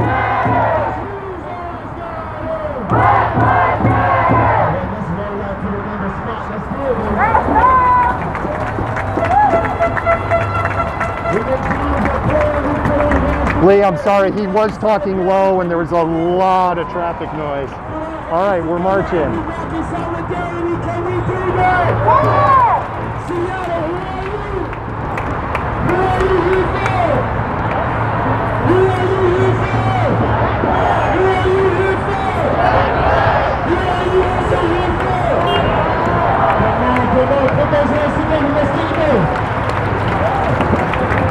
I honestly had no idea how low the power lines were in Seattle, and honestly, I am stunned that there are not more 18-wheelers that take out power lines in Seattle, because I really don't have this pole up very high.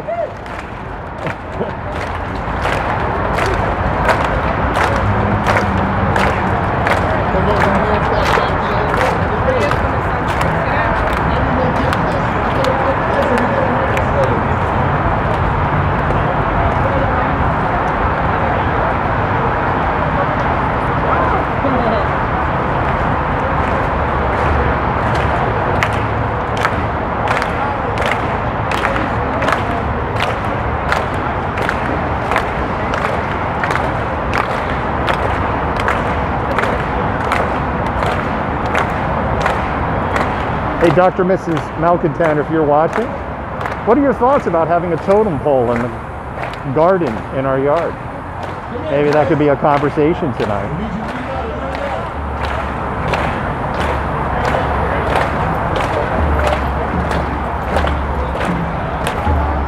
I think I know what your answer is. I think your answer is probably, how soon can we get one?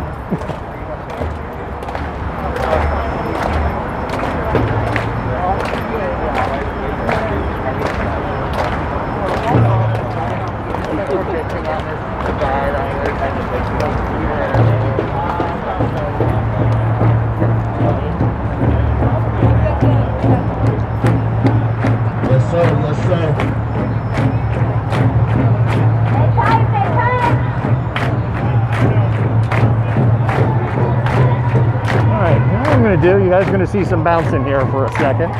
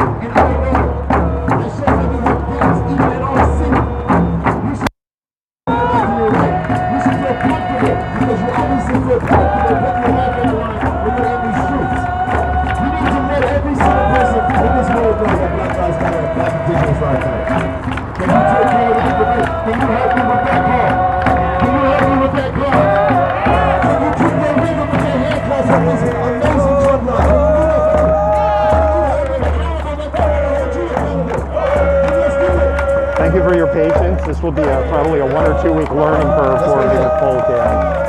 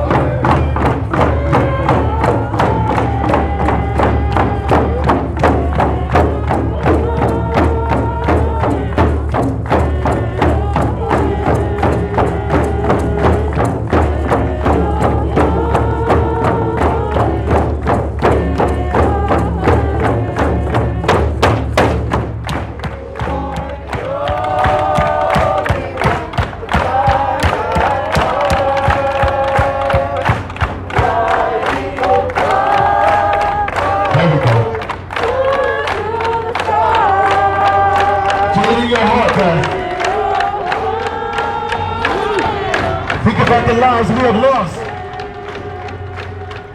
Think about the lives we have lost who fight for our country and who fight for our lives. Our lives.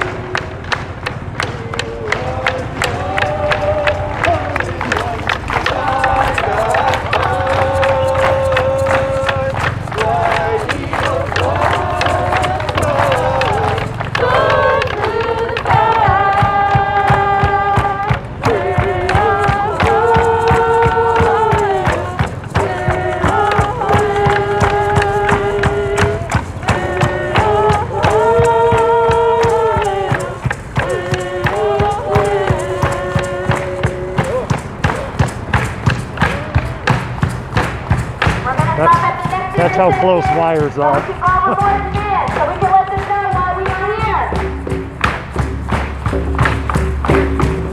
Come on, keep your hands together. Keep your hands together. We're doing it for the land today. We're doing it for the land today, Seattle. We're doing it for the land today,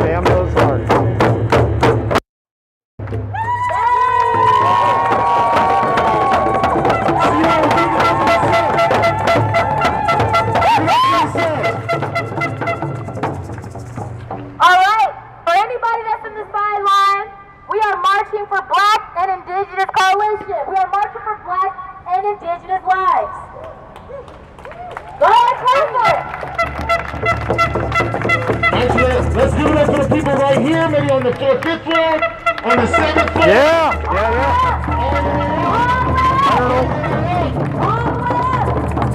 I think it's right that we do maybe out of your homes into the streets. Y'all want to scream out of your homes and into the streets? I think we should do that. Out of your homes!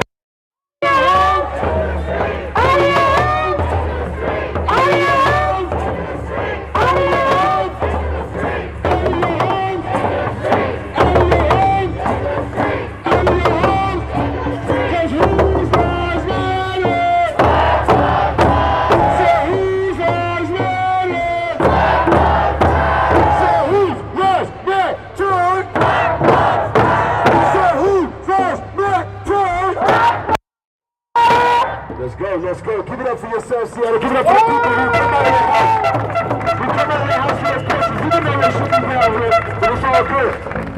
All right, now one of our other demands, because we have 14 of them. That's nuts. All right. Now, our other demand is we need better training Haven't seen you in a while. and certification for our officers. Oh yeah. I used to work at Nordstrom. These officers couldn't de-escalate a Nordstrom customer. And that's just no period. We need to make sure that we are having adequate training for people and that are serving and protecting us. And one of the other things that goes to is we need to make sure that they have de-escalation and civilian safety annual. We need to make sure that they have medical response training. They need to have a mental health one-on-one training. We say annual, but I say it should be every 6 months. Come on. Just period. We need to make sure that the people that have guns, they are mentally capable to have those guns. Now, we want to have a trauma-informed training for law enforcement. Because their jobs, I will say, look, they deal with some shit. I would just say that. Some of the police do.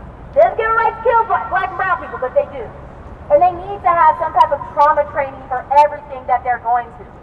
Even for these past, few months since I've been marching since May 30th, I have almost attacked people because I've been so angry because of the trauma and stuff I have encountered from being tear gas, from being mace and pepper sprayed by Seattle Police Department. They need to have that trauma training to make sure that they are better equipped to make sure that when they go into situations that they can mentally go ahead and take care of that. Don, I wasn't now, one of aware our that other demands Austin, we Miami, want to make sure there's a mandatory health evaluation every 6 months. Washington, D.C., Mental health is wealth. Seriously. Atlanta, Georgia. I didn't know those were all in the north. Come on. Clap for that. I mean, I paid attention, and Somebody told me because in I the paid black attention community in and the brown communities, a lot of third our grade elders geography. have told us we should not believe in mental health. Maybe we you should didn't. take care I of don't know. ourselves. You shouldn't go see a therapist. I mean, my black mom would be like, "Oh, that's that TV shit." That's what she would say, and it's not right. Mark, that's just If because you break a all bone, you see are you white would go to people. the doctor, right? You see what you want to see. And your brain is your most important vital Come on. organ. Come on. And you need to make sure that that is taken care of. Seriously. So we need to make sure that our public servants, because that's what they are public servants, that they are mentally capable to perform that job. Because any sane, compassionate person, after having a knee and a neck for, 20-30 seconds would have taken off. Come on. George had one in his for 8 minutes and 46 seconds while he Come on. cried out for his mom and told him over 20 times he could not breathe. That's telling me that those officers, something is wrong with them. They are supposed to help, protect, and serve. Serving is making sure that the people they are arresting is taken care of. They need to take better care of ourselves, but they need to take better care of themselves. And when we're asking for that money to be refunded from SPD, a portion that needs to go into make sure we have some type of police reform that is actually going to promote change. Everlasting change. Because the tactics of body cams, that's police reform. Did anybody know that our SPD officers, they actually are incentivized to wear their body cams? You know they get a 2% raise every time they wear it? That's truth. That is true.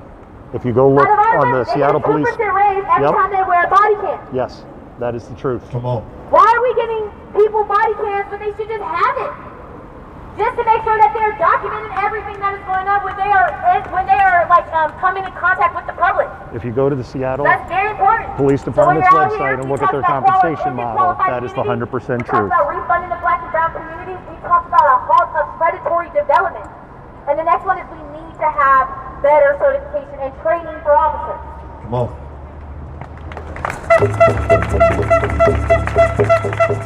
All right. So I like the energy here. So I'm going to give you some more information, some education about Breonna Taylor's murder and kind of how the situation went down, because I just watched the coverage of the story. How many of you know the story and what kind of happened to Breonna Taylor? Raise your hand. Okay, so that's enough to me to be short and sweet.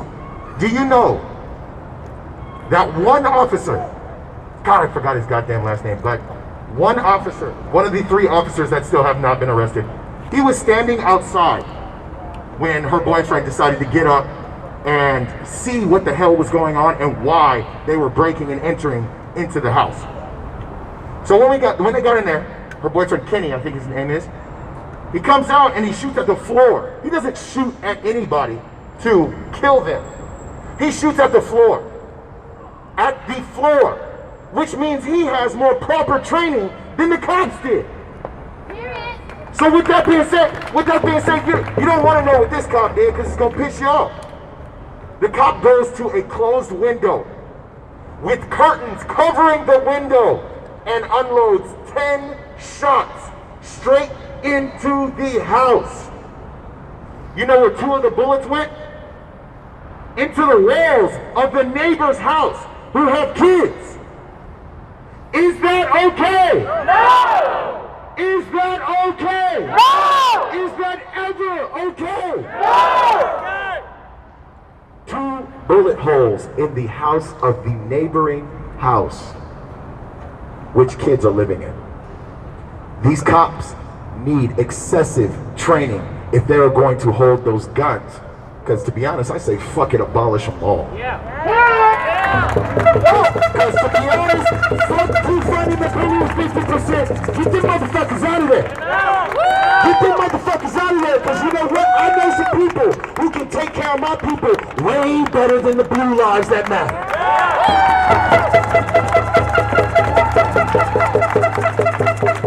So if that don't piss you off, I don't know why you're here. If that don't piss y'all off, wow. Oh shit, they're gone. Wow. What do you know? They got their video and they're gone. I see you up there. You should put a shirt on and come down. Come on, put a shirt on. I don't know if you can see through the wires, Exactly. but they are waving at us up So there. like I said, guys, that's crazy.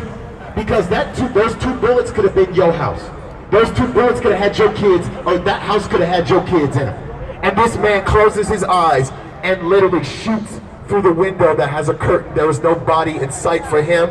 He just unloaded his weapon. He needs mental health training. He actually needs to be I in needed jail to tip the camera right up a lot now. more. Still Not learning. around the streets. And for future cops, they need that mental training, and they need this certification, and they need that attention to detail.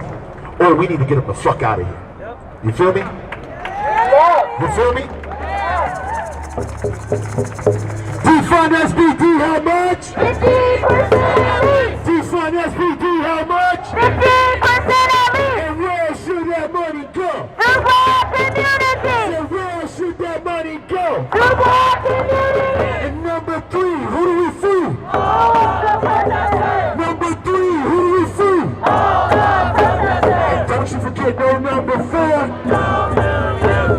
Don't you forget no number 4. And what do we want for number 5? What do we want for number 5? Cause whose lives matter? Say whose lives matter? Say that louder. Just say that louder. Alright, let's get the drums to the front. Let's get the drums to the front. We got the line right here. All right, everybody behind to keep it tight. We got a few more stops today. You should be pissed off by the education and information I just gave you. No cop, no man in this world deserves to shoot through a window with a curtain on and have 2 of them bullets go into the house where somebody got kids in. That ain't okay. And we're going to make sure we get justice for that. So no justice, no peace. No justice, no peace. Take it to the streets, fuck the police! No justice, no peace. Take it to the streets, fuck the police! No justice, no peace. Take it to the streets, fuck the police! No justice, no peace. No justice, no peace. No justice, no peace. And no justice, no peace. All right, give it up for yourself, Seattle. Give it up for yourself, Seattle. Now we go ahead. We're gonna have our drummers up front. We're gonna go down that way. We'll have y'all lead us.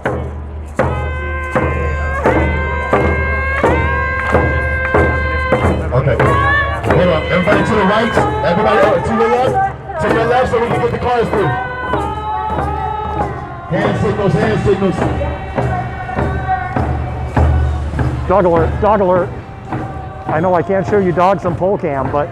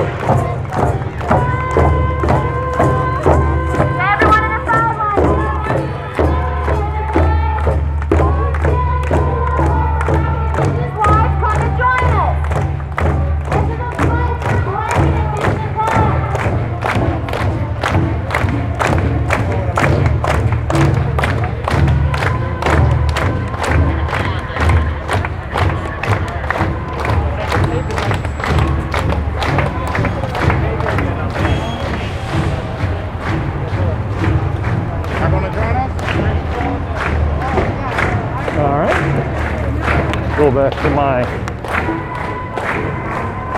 color guard days. There we go.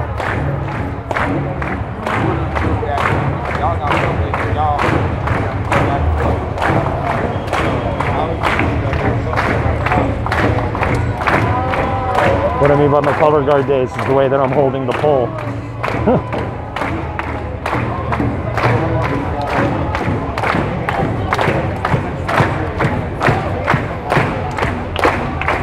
Check on your left and right.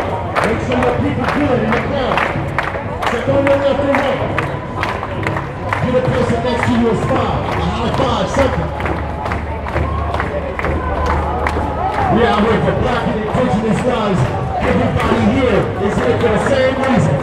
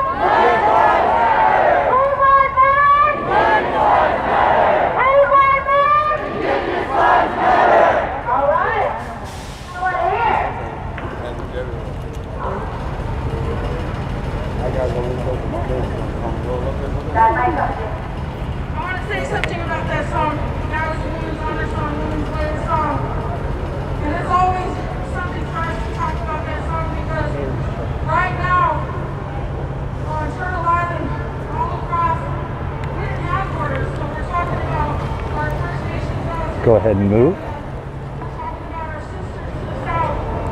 talking about our sisters right here, our daughters, our two-spirit, our transgender. All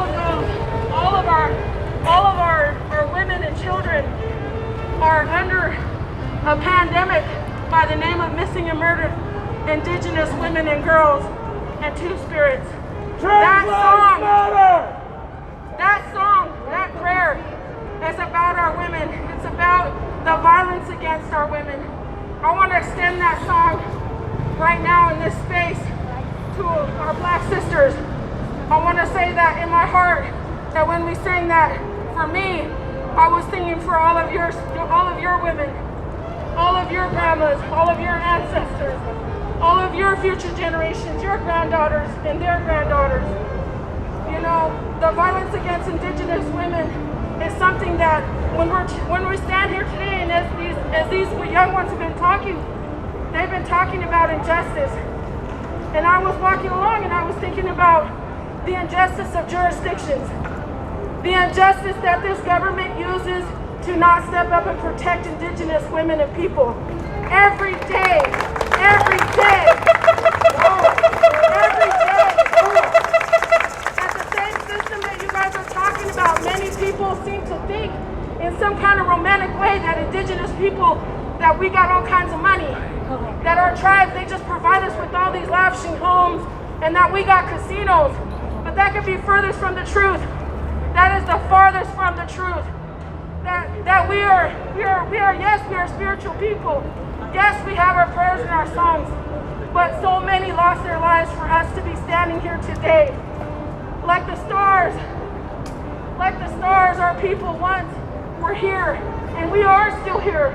We are still here. When we talk about bringing justice, I can't help but to think about the school system that I grew up in, telling me as a young person that I was the bad guy, and that the colonizers and the colonial people saved us, and that we were the heathen, we were the violent ones. I feel like it's time for us to get rid of those history books.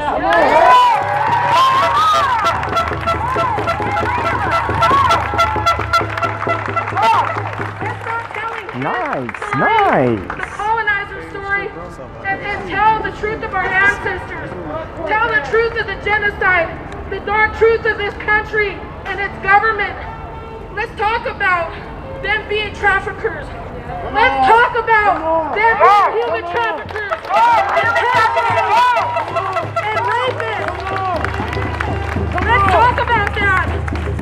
Let's call them out. This government is made off of trafficking indigenous women, murdering and raping and sterilizing indigenous women and black women alike.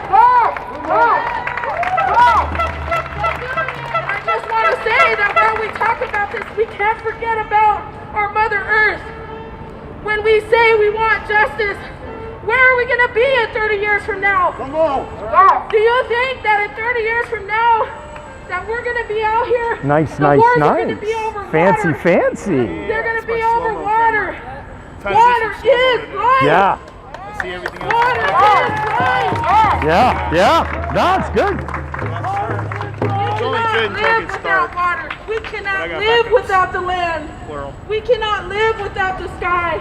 We cannot live, like my brother always says over here, Ponchiotin, without those trees. We cannot live without the ones that live in the water. We cannot live without that. So when we talk about a radical movement and awakening, a spiritual awakening, the work we have to do is within ourselves as well. We have to look at ourselves, and we have to look at the land around us. And we have to start acknowledging the tribes and the original peoples, to all the territories, the First Nations people, the first peoples of every continent, indigenous people from here to Africa. And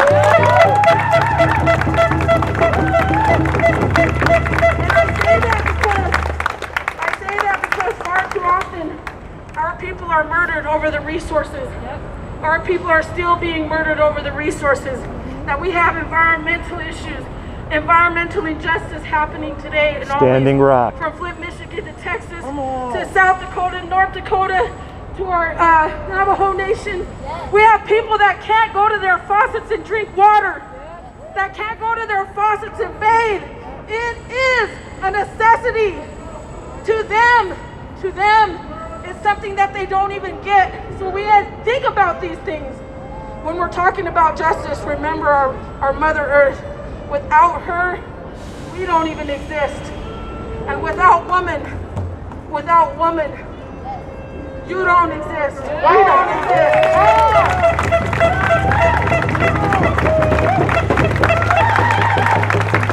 So that song is the Woman's Warrior song.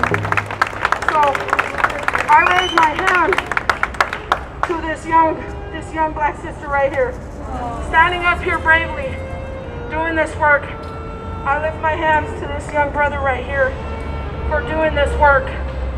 And thank you for Katsiayo for letting me say these few words.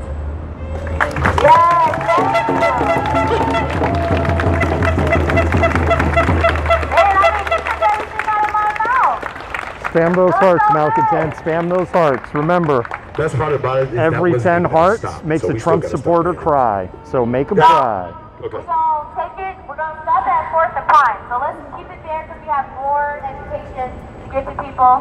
We want to make sure that our drummers are in front, just as a sign of respect. And make sure we're staying close and tight. Staying close and tight shows our unification. It shows that we're unified. So come to the center. We got the cars from our congregation about to go around. All right, call the guard up. Well, while I go through, one thing we did say is talk about the big new transition. There's a lot of women here I see here, and there's a lot of non-black women I see here. Your science of gynecology came from enslaved women. They gave us no type of anesthesia. They ripped us to shreds. They treated us like cattle. On to the next. The father of gynecology slaughtered enslaved women for science. So anytime you go as a non-black person, anytime that you go to the gynecologist's office, think about those enslaved women that had no fighting chance with no anesthesia or anything. They treated them like cattle. Truth. Look it up. Not consent or anything. No They had consent, nothing. no anesthesia. So we're gonna head down to 4th and Pine. We got more information and more education. to Hi, learn Richard. about. This isn't So an we wanna airport. make No sure need people to live announce with your their departures. guns. As a It's matter so of fact, beautiful, everybody, you know? Let's get our guns Richard in now there. departing. Ironically, Let's get a drum going. his avatar picture is Yeah, hold on, carefully before I taken check. off. Did everybody hear everything that was just said? Did you, Yeah. did you hear everything from the block? Did you hear everything from the block before? Yeah. You gotta retain this information. These are not just random people who are standing in front of you trying Thank to be you, a New trend Zealand. Thank or you trying for to be joining cool us. because a hashtag of Black Lives Matter. True. No. True. That phase is over. That phase is over, as you can see. There are people who have so much love and hope, have so much pride and so much compassion for this movement and the movements to come in the future. We have to stand in solidarity with each other as much as possible. The So make sirens sure you weren't retain that anything related information. to the march. You It can was even an pull out ambulance your about phone and 2 take blocks notes away. so that you can remind yourself what is going on every single day. We got it? One thing, when you do, if you are tagging us or anything on Instagram, we are the Black Indigenous Coalition. It's all one word. It's gonna be a fist that looks like the one on my shirt, and it's gonna have red on it. Just to let you guys know, we have more information there, but we'll keep it. But thank you so much, Kodak. Absolutely. So let's keep it going. Y'all ready? Are we ready?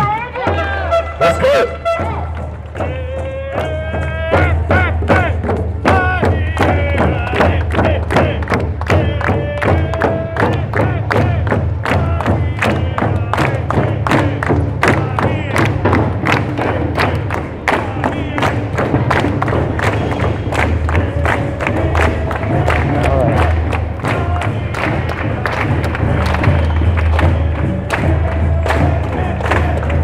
So for the people on the feed that are asking where all the black people are, two things. Number one, Seattle is about 8% black. That's it.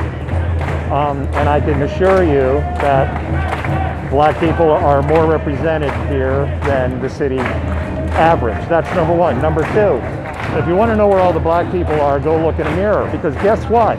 You are black. We are all black. Because we all come from mitochondrial Eve. Mitochondrial Eve came from Africa. And your DNA, every Homo sapien on this planet has DNA from mitochondrial Eve. So there you go. You want to see a black person? Go look in the mirror. You're black.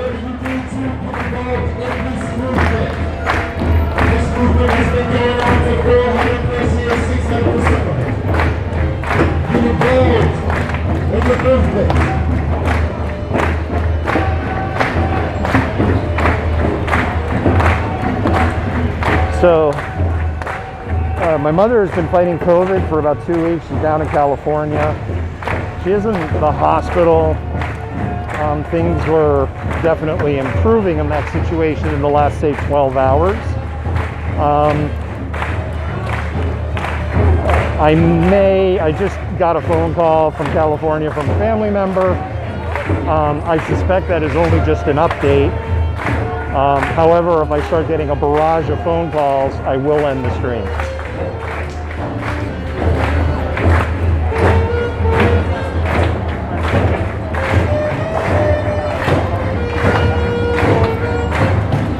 All right, they left a voicemail. That's a good sign.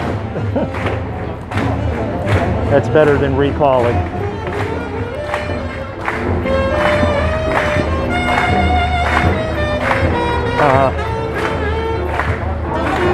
For those of you who watch Fox News and you are constantly told about how Seattle is burning to the ground, here you go.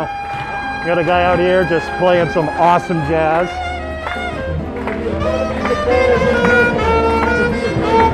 A peaceful, non-violent protest of what I've witnessed. Basically, the only time the crap hits the fan is when Seattle police decides they want the crap to hit the fan. And I've seen it over and over again. It's actually what got me coming out here over and over again, because I witnessed it over and over again. And if you follow my feeds, you've also witnessed it with me over and over again.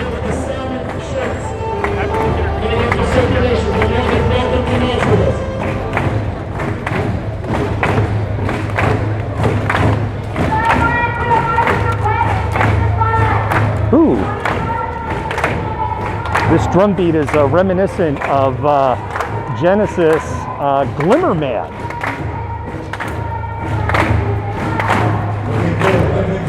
Which is a song before Peter Gabriel left, but this drum beat is totally, it's a transition from Glimmer Man to In the Cage. It's like the bridge. The drum beat is like the identical bridge. Love it. Random thought of the day.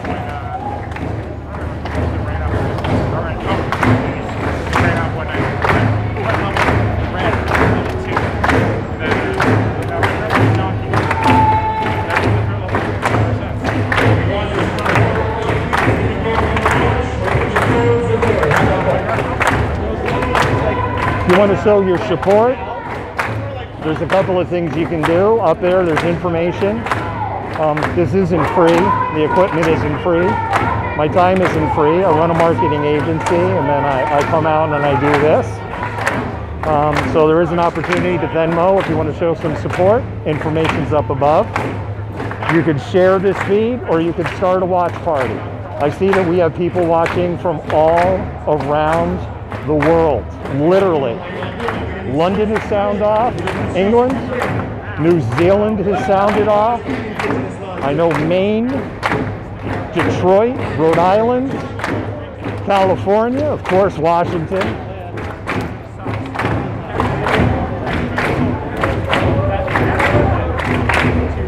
If you're a troll, if you haven't figured it out, there is more than one malcontent.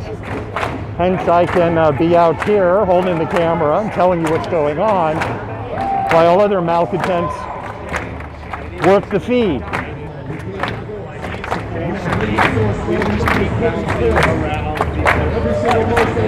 And generally, when we're walking, I can't, I'm concentrating on what's going on.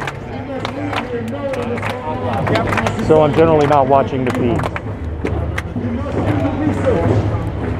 We must be there for one another. We must unite in solidarity. The Black lives and Indigenous lives.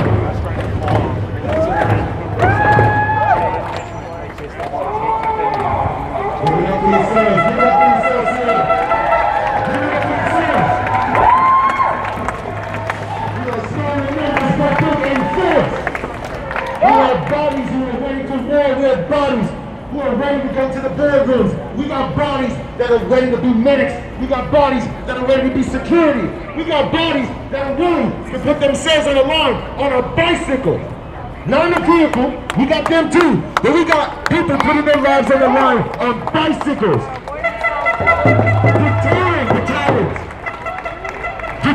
negativity. Making sure we are able to march every single day in solidarity.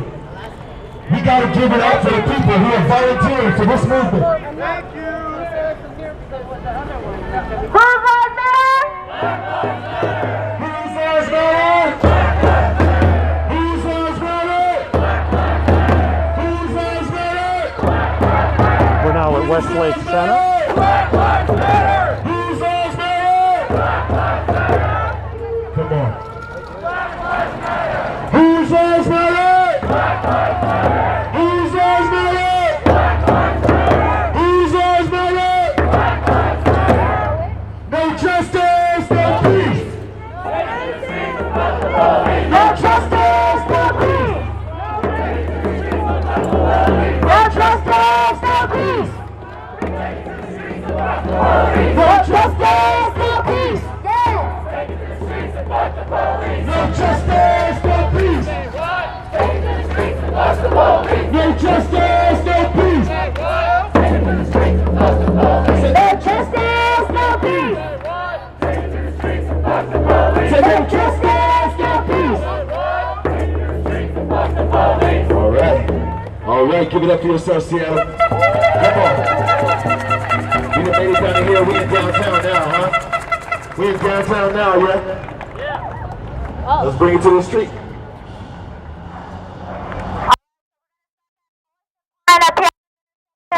We're just going to wire security to make sure that the location is secure for us. We're going to spend about 5 minutes here just to make a point. Go over more of our demands. 5 minutes. 5 seconds. Stop.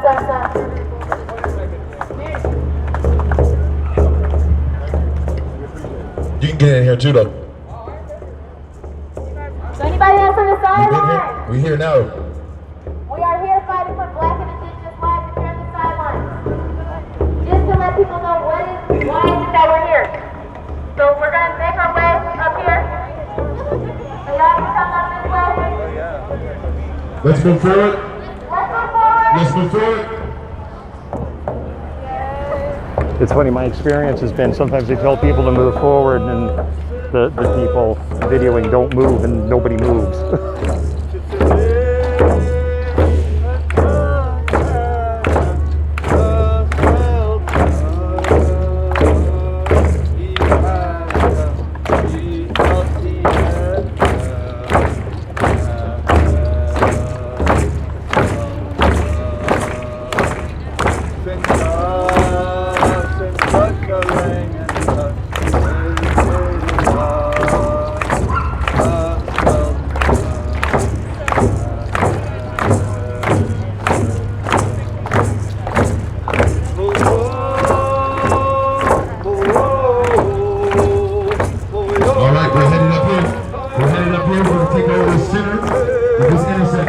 Come up to the center. Let's get comfy. Let's educate the people that are out there that we're fighting for black and indigenous lives. So come up here.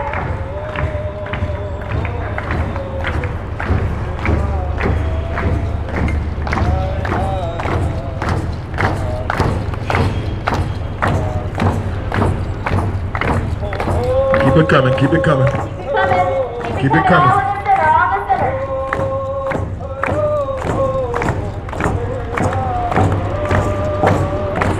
Appreciate you. Thanks for keeping us safe. Thank you.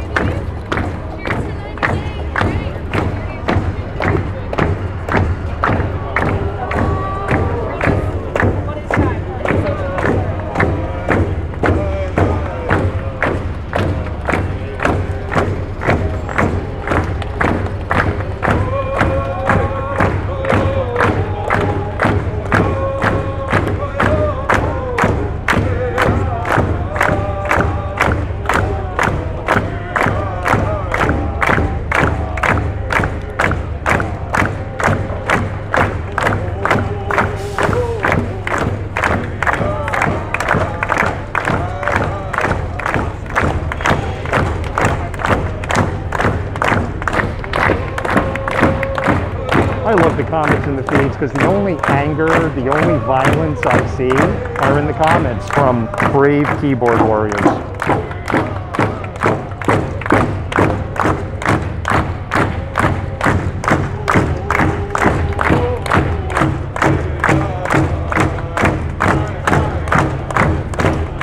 Ryan, you sound like you would be an expert on what zombies look like. For those of you just tuning in, here in Seattle, this is the Black Indigenous Coalition March, which happens every Friday. And we will be covering this with full cam. I want to really give another shout out to Eric Greatwood. Eric Greatwood streams down in Portland. And Eric, I don't know, maybe like 10 days ago, he explained in detail. Love the hearts. Keep spamming those hearts. Spam those hearts. Every 10 hearts makes a Trump supporter cry. Remember that. Eric Greatwood down in Portland, he explained in detail how he set up his poll cam. And I was like, oh wow, I basically have all these pieces.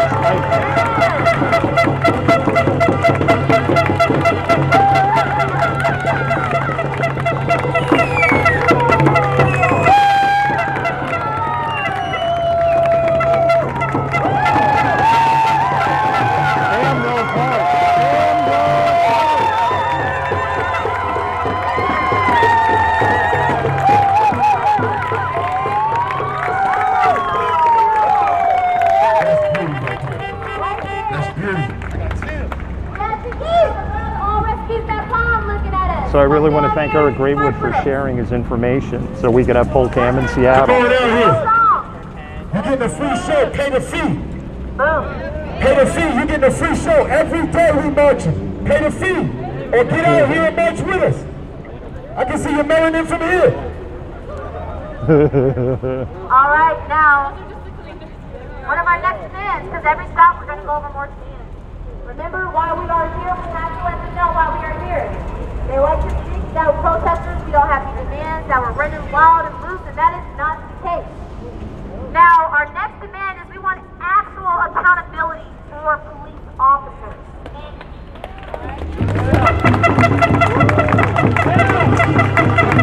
Hey, say that again. We want actual accountability for officers.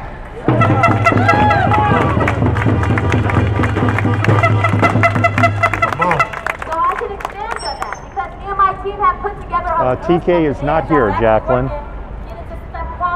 TK is not here. TK will be at a different march. And correction officers to wear functioning body cameras. That is while they are in public, and that is while they are with the suspect. Did you know if a probation officer is speaking to you, he doesn't have to wear a body cam? Investigators, correctional officers, the horrors that they do to people, and it's not filmed. Imagine all the other atrocities that are going on because it is not filmed. We need to have our police officers wearing functional, uninstructed, because you have to put uninstructed, body cameras. They can't just wear Loving you spamming those hearts. Thank you for spamming those hearts and letting the world know that you love what you see and you love what's going on. Alright? Now the next one is we want an extension of the illegal The support team is going around. They're providing snacks. And they're making sure that people have water and hydration. Any part of your body, it needs to be documented, it needs to be reported. These officers need to be held accountable when we are in their care. They are public journalists. It's a yak. I thought it was like a protein bar. I have no way to thank you though. Now the next thing is we want They had popsicles. I just had to turn down a popsicle. That was very hard. displayed for the public to go and find. That includes any excessive force that they've had. I'll move a little closer so you can probably hear her a little better. Next thing, and entrapment. Do you guys know what entrapment is? Entrapment is when they have a police vehicle that's not marked.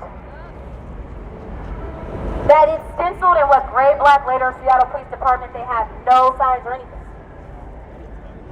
I'll speak on this personally.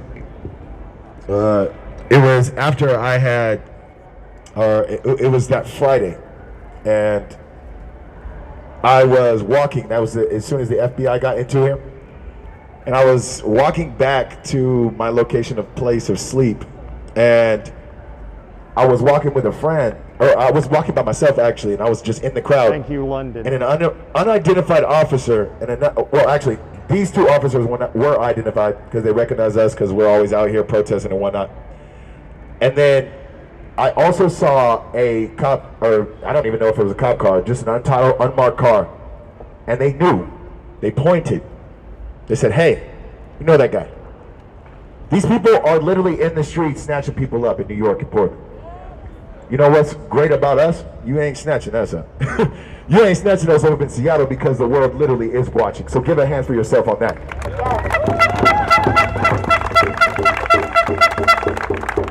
And the last thing excuse me. Damn, I didn't lost train of thought. Hold on. Jack, I had no idea that there was no rape and murder in Seattle. I usually don't do that. Excuse me. I'll bring it up on the next one, but we gotta move. We gotta march. We gotta march this way. So we're gonna do hand signals, or we can actually reestablish the front line. Can we turn like this? So we need this left side to just wrap around. So we have our drummers up here. Grab the drummers in the front. Drummers to the front. Whoop. So we're gonna leave this side to the side. So go into the center. So try to squish to the center. Sorry. So we're gonna squish to the side just so we have cars over here come through the side. Okay. Oh, wait a minute. I'm gonna have to move again.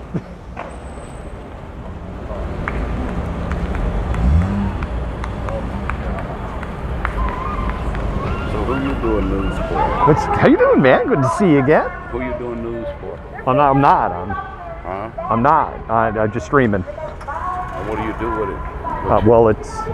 There you go.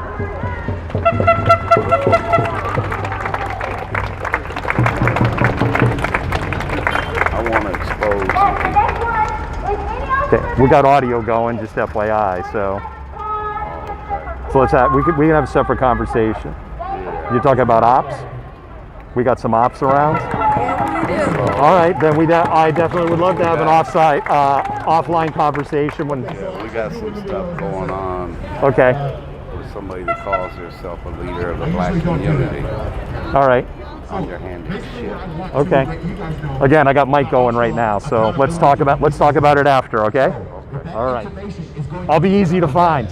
What are we gonna do?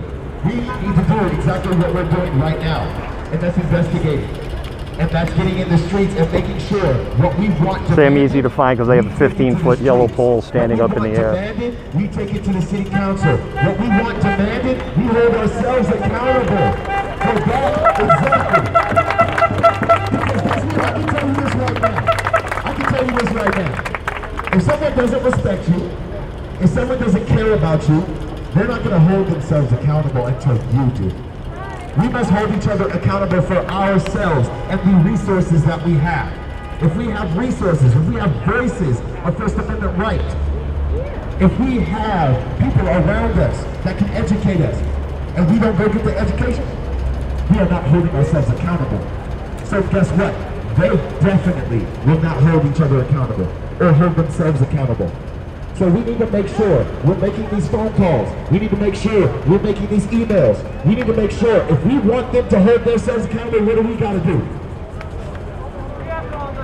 If we want them to be held accountable, what do we have to do? Come on. We got to hold ourselves accountable. We got to show love, respect, and kindness to one another. We have to make sure that we make the phone calls and the emails. And if it matters to you that much, you're going to get your ass in these streets every single damn day. All right, let's move it.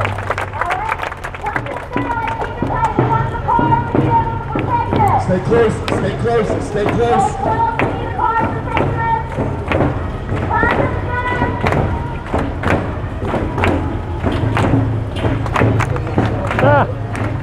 Let's keep it tight. Let's keep it tight.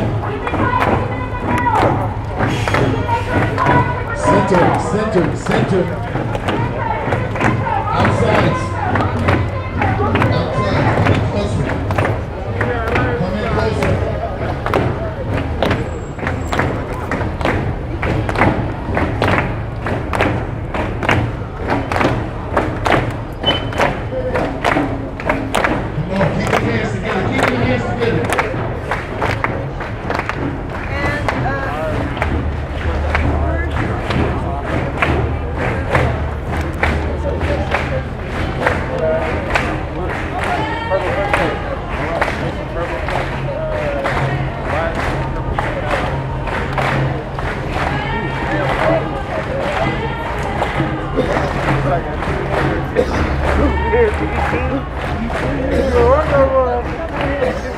I'm good. Hey, you good? You say he like. Yeah, I feel good.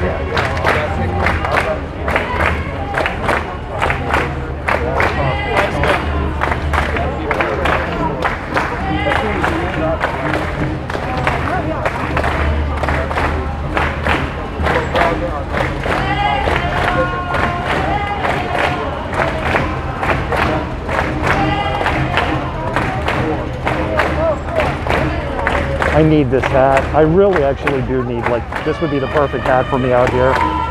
It says I'm too old for this shit.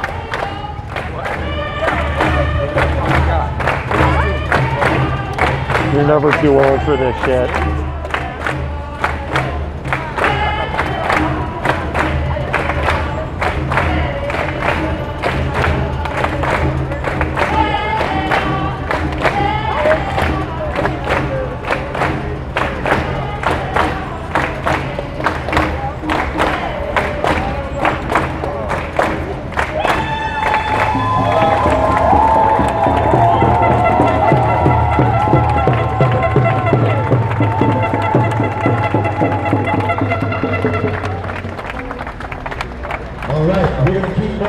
All the way to Como.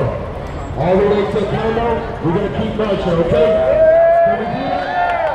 You don't need to be as loud as possible. Because we here to black lives and indigenous lives. Am I right? Am I right? Because who's those men? Because who's those men? Who else is those men?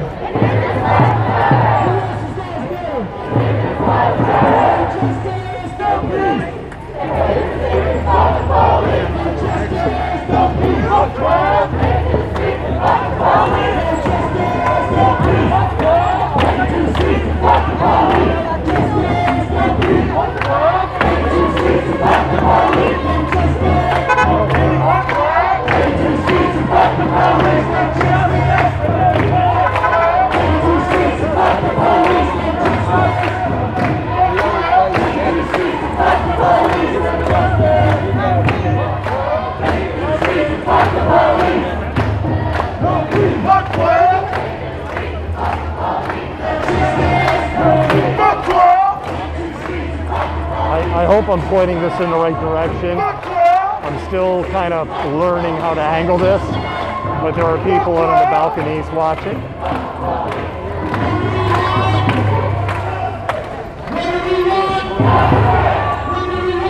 No!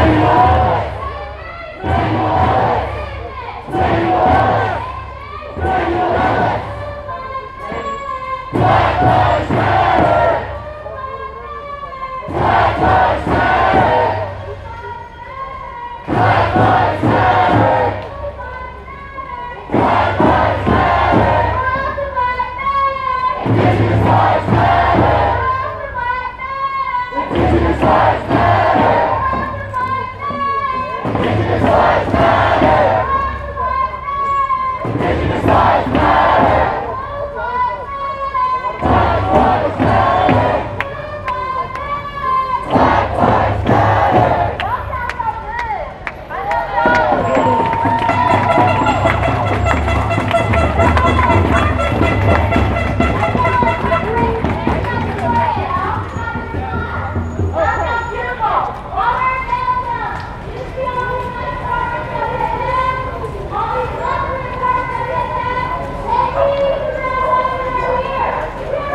So for those of you just tuning in, we are in Seattle. This is the Black and Indigenous Coalition March, which happens on every Friday. One-handing the pole just for a moment here, so if things get shaky, apologies.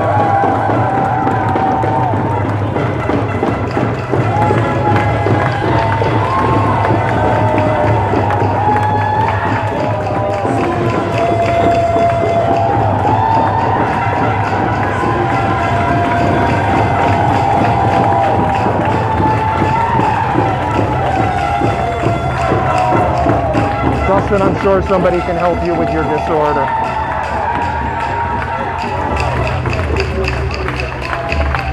Keep spamming those hearts. Remember, every 10 hearts makes a Trump supporter cry.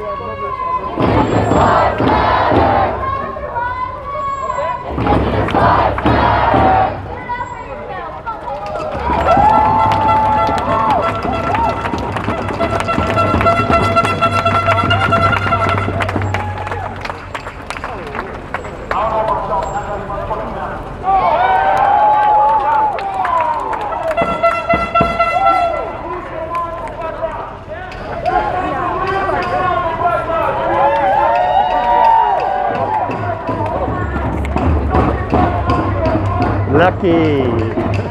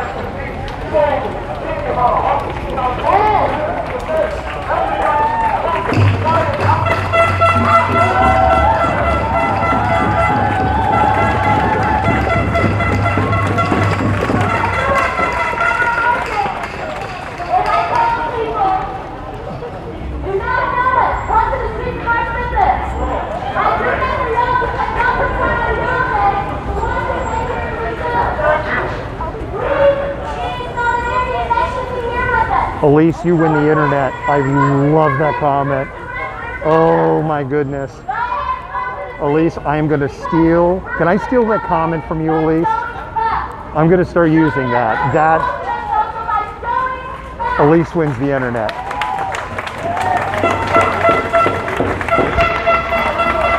Remember to spam those hearts. Spam those hearts. Every 10 hearts makes a Trump supporter cry.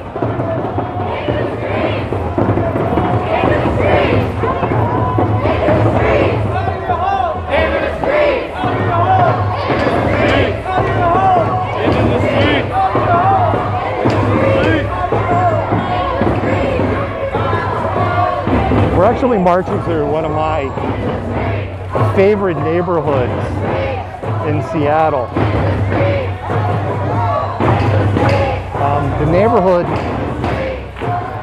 was heavily gentrified, probably over the last 10 years. And there was like another wave, you would probably call it the final wave of gentrification. And there are, like 2 Bells is gone. You'd have to live in Seattle to know what I'm talking about. You know, and that building is boarded up because they were going to put some big, like 40-story tower there. And COVID has hit and all that stuff is on hold. And now with Amazon, Microsoft, I don't think people realize Google's got 6,000 people here. All of them basically saying their teams aren't returning to their offices until 2021. There's some real questions now on what's going to happen to some of these projects, and there's actually some concern that you know, there may be some office buildings that are, say, partially built, that as we go into a new normal, this won't just be a Seattle phenomenon. This could be something that is in multiple. Clear the road. Nope. Turn. Just so you can see how quickly everybody cleared. That ambulance was about 3 blocks away, and basically the road was empty. Let's all get together. If you're on the sidelines, we are marching for Black and Indigenous lives. Show your solidarity for marching with Black and Brown people. This is why I always encourage people to watch independent streams, because you get to see the before, the during, and the after. All right, you guys, go to the side. And even when the say the mainstream media is trying to do the right things, even when they're trying to do the right things, they can't show you the whole story. And so what you see is an edited version. When you watch a stream, there is no narrative. Now, we may editorialize, we may have our opinion, meaning the streamers. But if you have streamers that are just showing everything that it is, good, bad, and indifferent, then you can just decide. And I've said this many times before. You know, somebody reads a Bible passage or a passage from the Quran or the passage from the Talmud. One person can read that passage and see love. Another person can read that passage, the exact same passage, and use that same passage for hate. So who's right? The person that reads a passage and sees love, or a person that reads a passage and sees hate? My answer is they're both right, because what it exposes is what's in your heart. And if you use your religion to justify hate, to justify intolerance, it's not your religion. It's not, well, this book or scrolls tell me this. It's what's in your heart. And what's in your heart is either love or hate. It's that simple. And we all have it.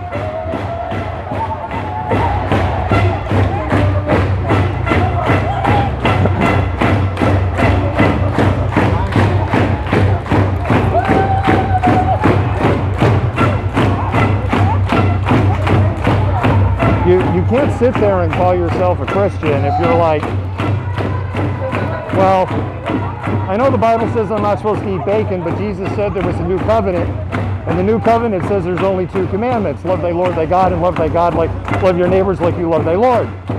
And these 2 are the greatest commandments. The end. Jesus made a new covenant, so nothing in the Old Testament counts. And then in the next breath you're screaming how you want the 10 commandments everywhere. I was like, well, wait a minute. I thought this stuff in the Old Testament doesn't count. Oh, well, the 10 commandments do. Okay.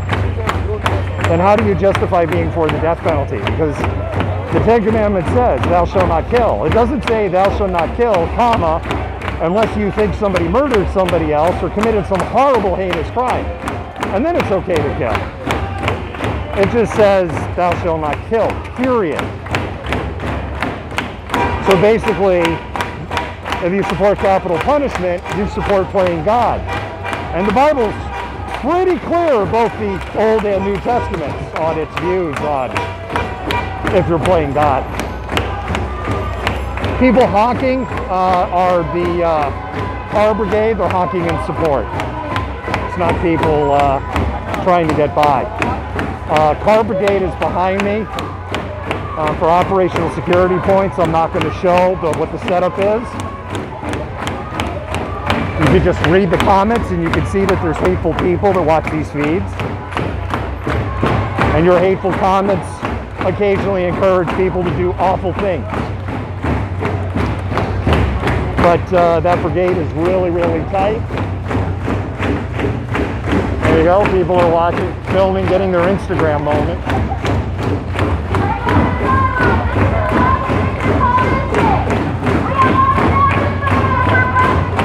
We're just about to the Space Needle. We're in a part of the city called Belltown. I said earlier, one of my favorite parts of the city. I used to work in this area a long time ago.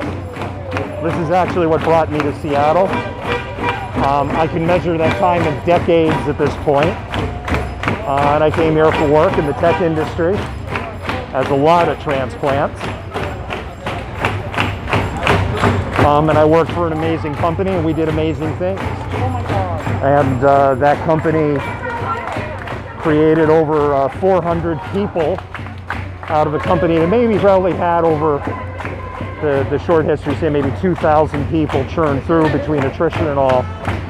400 of us went on to be business founders, directors, vice presidents, board members, etc. And that's there's a joking term for it that we're called the mafia of this company, and I'm a proud member of that mafia and a product of that crucible, and gave me a great career in tech, and ultimately my ability to have my own company. We can stay right here. Y'all down to stay right here? There you go. Come on, I need more noise than that. Are you down to stay right here?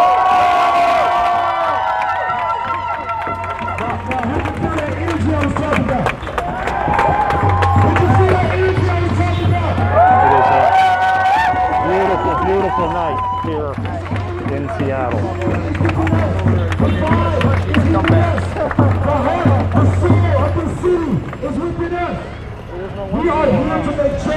Fans of Grey's Anatomy might notice where we are. I guess I have to tip that up further. But the indigenous is failing us. We are sharing experiences today. It's actually really counterintuitive how far up I have to tip the camera to see up. Because this is just the first step. Once we get past all this BS, this shit should have been finished a long time ago. You know it. This shit should have been done a long time ago. Because I want to get to the root topic. I want to get to the drug. I want to get to the drug, but I want to get to all of it. But guess what? All lives don't matter till black lives matter. Can you feel Holy that? smokes. How far do I have to tip this back? Thank you, Haley. This is how you do that shit. You look in each other's eyes. You let each other know. We are here for the lives. We are here to change.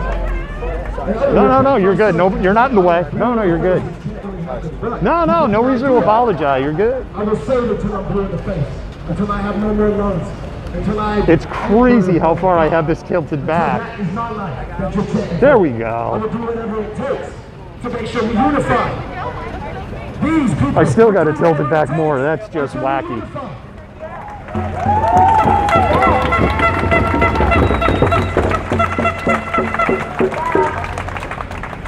There you go. It's beautiful. This is my third country, and I would say, don't hesitate to say, give it a round of applause.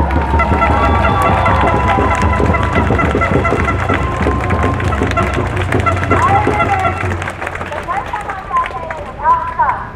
He was speaking. And I was like, he has so much passion in his voice, and you serious about what he's talking about. And he had this behind. Is Dr. McDreamy, he's not even on, is Grey's Anatomy even on as a show anymore? Oh, that's pretty cool. Very happy dog. We got a very happy dog. Dog's here saying hello. And I've been there for years. I've been in these streets for years. And now it's time to really be in these streets for the right reasons. And I am in these streets for the right reasons. You can come to me with anything. You can come to me with anything, and I'll be there for you. I have learned a lot of respect for every single human person in this world over this last fucking 2 years of my life. I've gone through so much in my life, but I know every single one of you have been through a lot in your life too. I know these indigenous people in front now have been through so much in their life, so I do not look at my life as an excuse. I do not look at my life as something someone should cry over. You know what I want to do? I want to make sure I'm here for each and every one of you, because one day we might turn it around. Thank you to all my new followers. Thank you so much. It is so appreciated. If you like what you're seeing, if you enjoy this peaceful protest that you're watching, please consider doing a watch party, or please consider sharing this feed. Make sure you like and follow, so that way you know when other streams are happening in the future. We are going to change that. You need to be a part of history each and every day, so we can all change that together. It's not just me. It's not this beautiful black woman here. It's not this beautiful line, just this beautiful line of indigenous people. It's not just you in this crowd. It's every Mary, do you not care about the Bugaloo boy that was accused of raping children today? Is that not important to you? Are you only obsessed with black crime? Put out that good word. Fight that good fight. Here's a fun fact for you, Mary. 83% of homicides in the United States are white on white crime. 83%, according to the FBI. So I'll tell you what, when your bed is made, you can come and talk to me about black on black crime. Do you know why most crime is white on white or black on black or Hispanic on Hispanic or Asian? When you look at it, why it's a majority across the board? Because we basically still live in a segregated nation. Black communities versus white communities versus Hispanic communities. And so if you live in a black community and you're walking down the street and you're black, chances are someone's going to commit crime on you is going to be black. If you live in a white community and you're walking down the street and somebody's going to commit crime on you, chances are that person's going to be white. It's just simple statistics.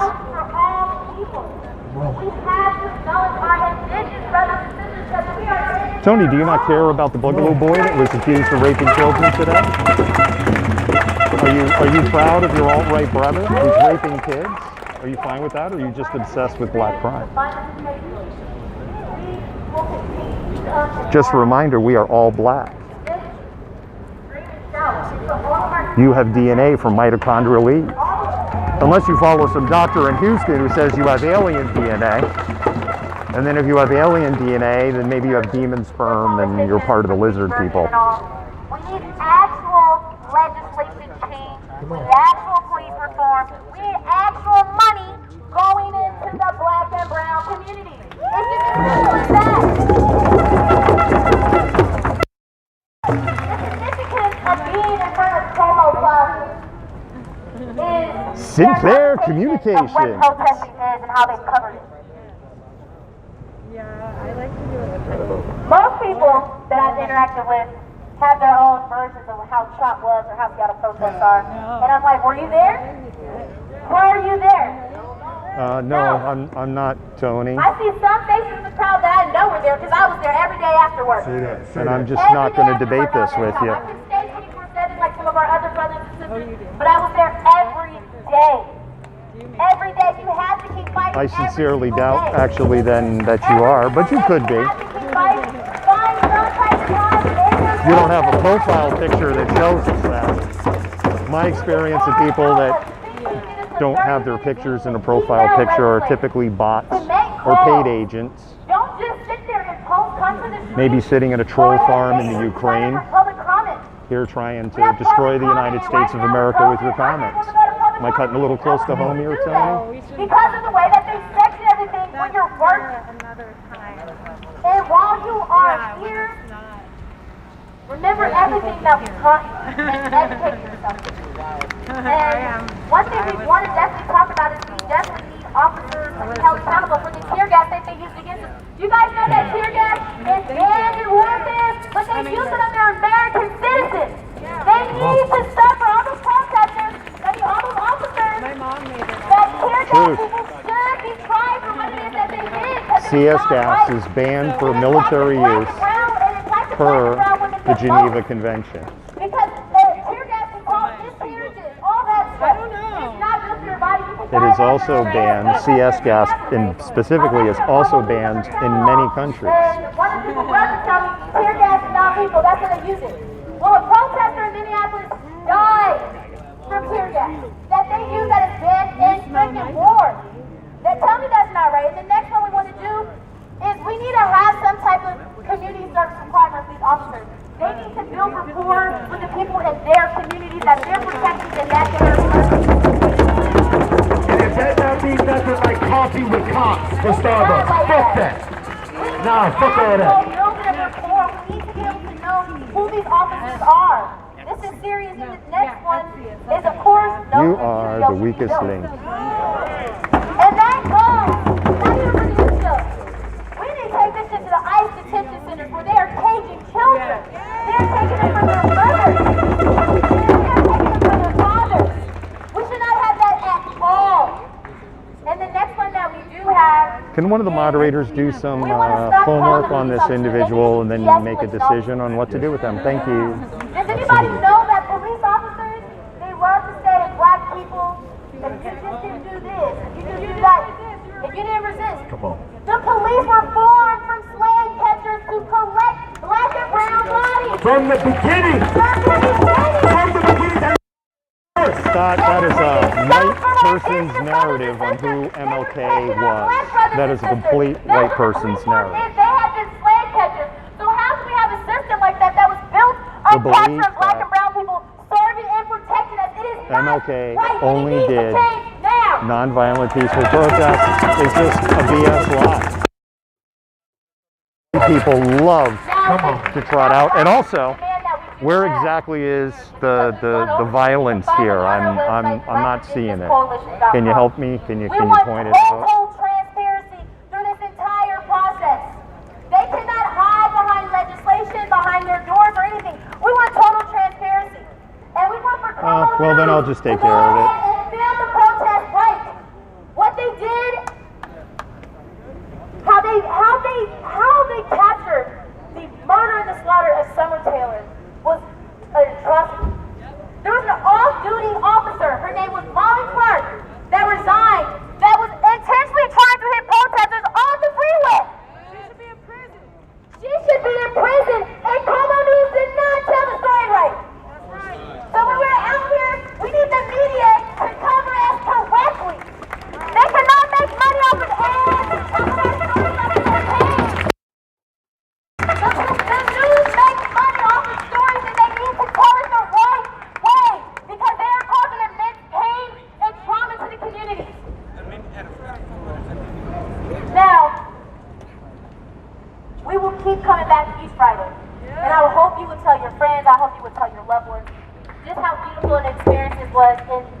I am incredibly thankful for everybody because my team worked incredibly hard to put this together to make sure everybody is safe and get our message across. And I just want to thank every single one of you guys. Spam those hearts, spam those hearts, show come your and march love. with us. And every Friday we're going to meet at Broadway and Pine, and we will march every Friday. Because guess what? Our demands are not met, and we will march every single Friday until they are met.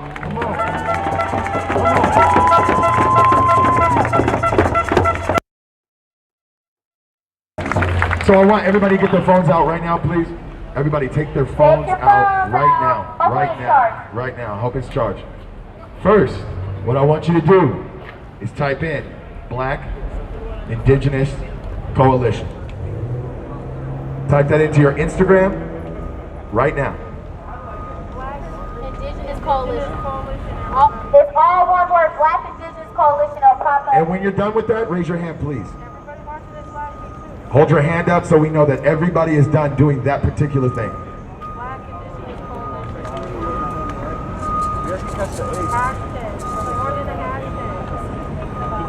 More than a hashtag. Yes. Everybody's got it? All right, so now, you go ahead and put your hands down. Now we're going to type in THE, engage, ENGAGE, team, TEAM. And then raise your hand when you're done following that particular organization. The engaged team.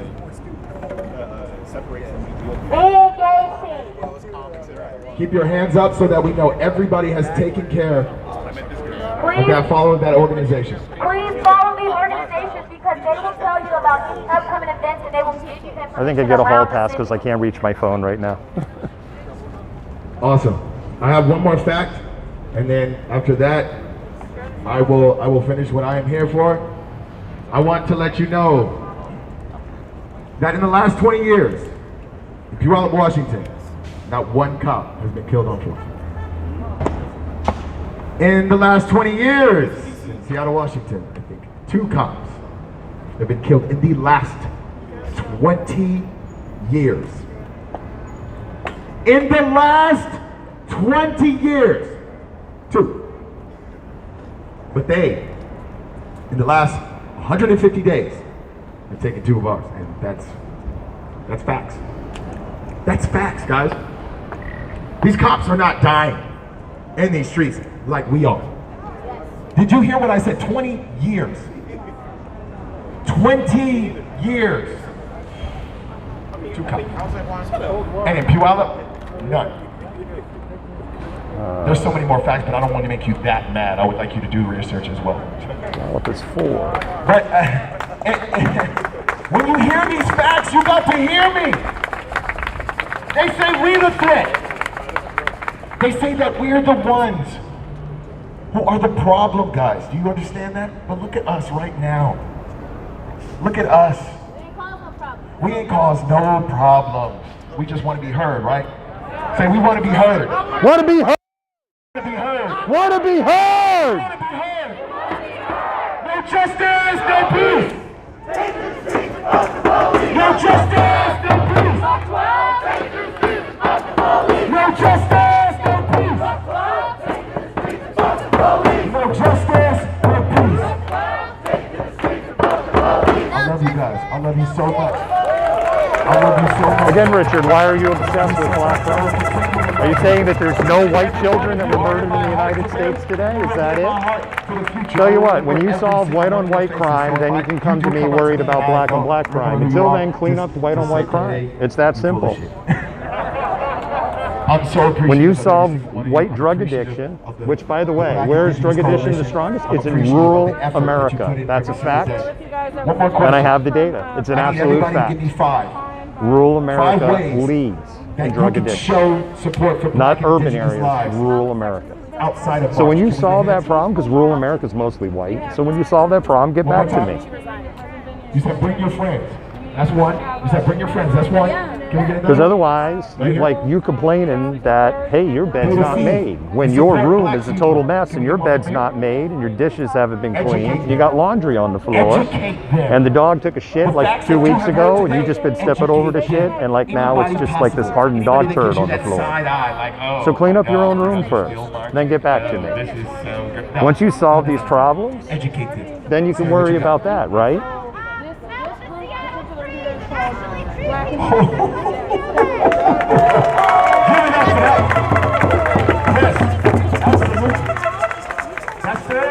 Where can we get 5 from? My medic right there. This is a guy who's probably not read one page of Mark's manifesto. By the way, I encourage it, reading it, because then you would actually understand what it is, and then you would understand the good, bad, and indifference in it. Let's do the homework. I would equally encourage somebody to read on the other, absolute, maybe other end of the spectrum, Mein Kampf, for the exact same reason. You educate yourself.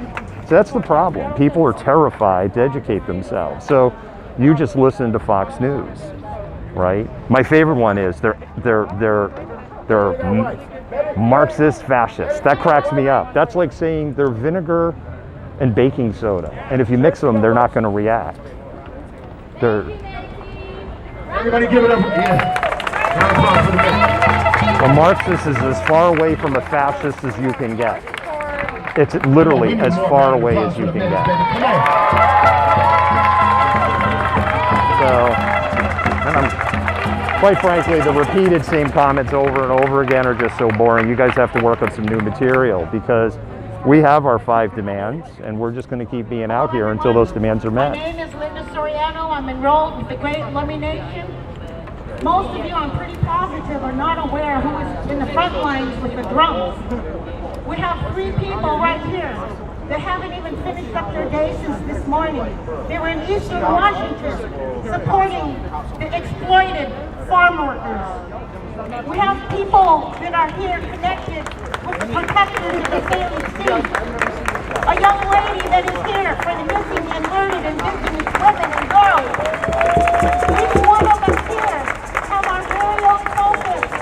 Each one of us here are very spiritual. Hey Joey, thank you for joining.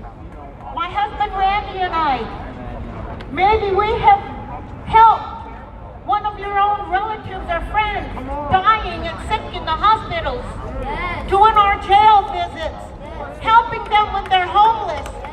Some of you, I'm sure, we have helped one of your own. Come on!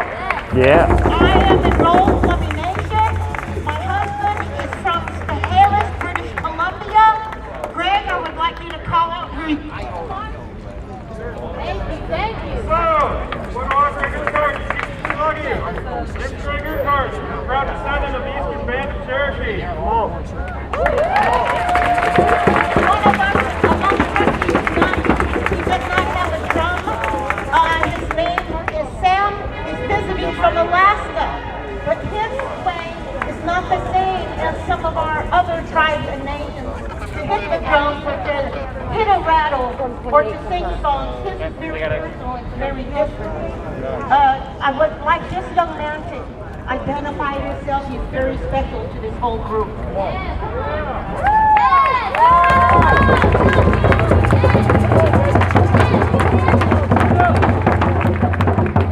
everybody, my name is Princess Honda. I am his man.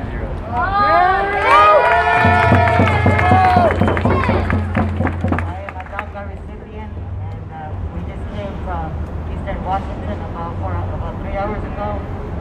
An hour before the event started. We're gonna do a march for the farm workers. Yes. There was I got spread with pesticides. They were still working on the field when the plane came. They've gone to the mayor, they've gone to the representatives, but as Hispanics, we're afraid because of our undocumented status to stand up. Thank you to all the new followers. Thank you to all of you. You love my followers.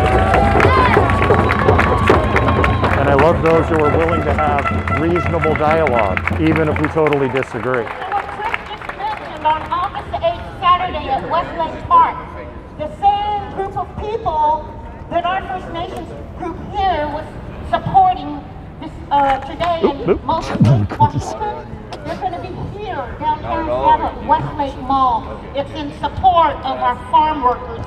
That is where we get our food. Lastly, I just want to say to everyone here, Linda does not look at anyone's color. I look at your heart. Each one of you are comrades. You are allies to the BLM, to the indigenous people, to the First Nations people. True. I have helped. Appio, true. Latino community. There is no difference in color. Our struggles are very similar. So I just lift my hands to every one of you that participated today. Oh my God, Gabe, that's a great comment. Please go out, tell your friends, your family, anybody you can talk to, and help get them involved. We need allies, we need our comrades for all these movements, all these issues. Thank you, Black Lives Matter.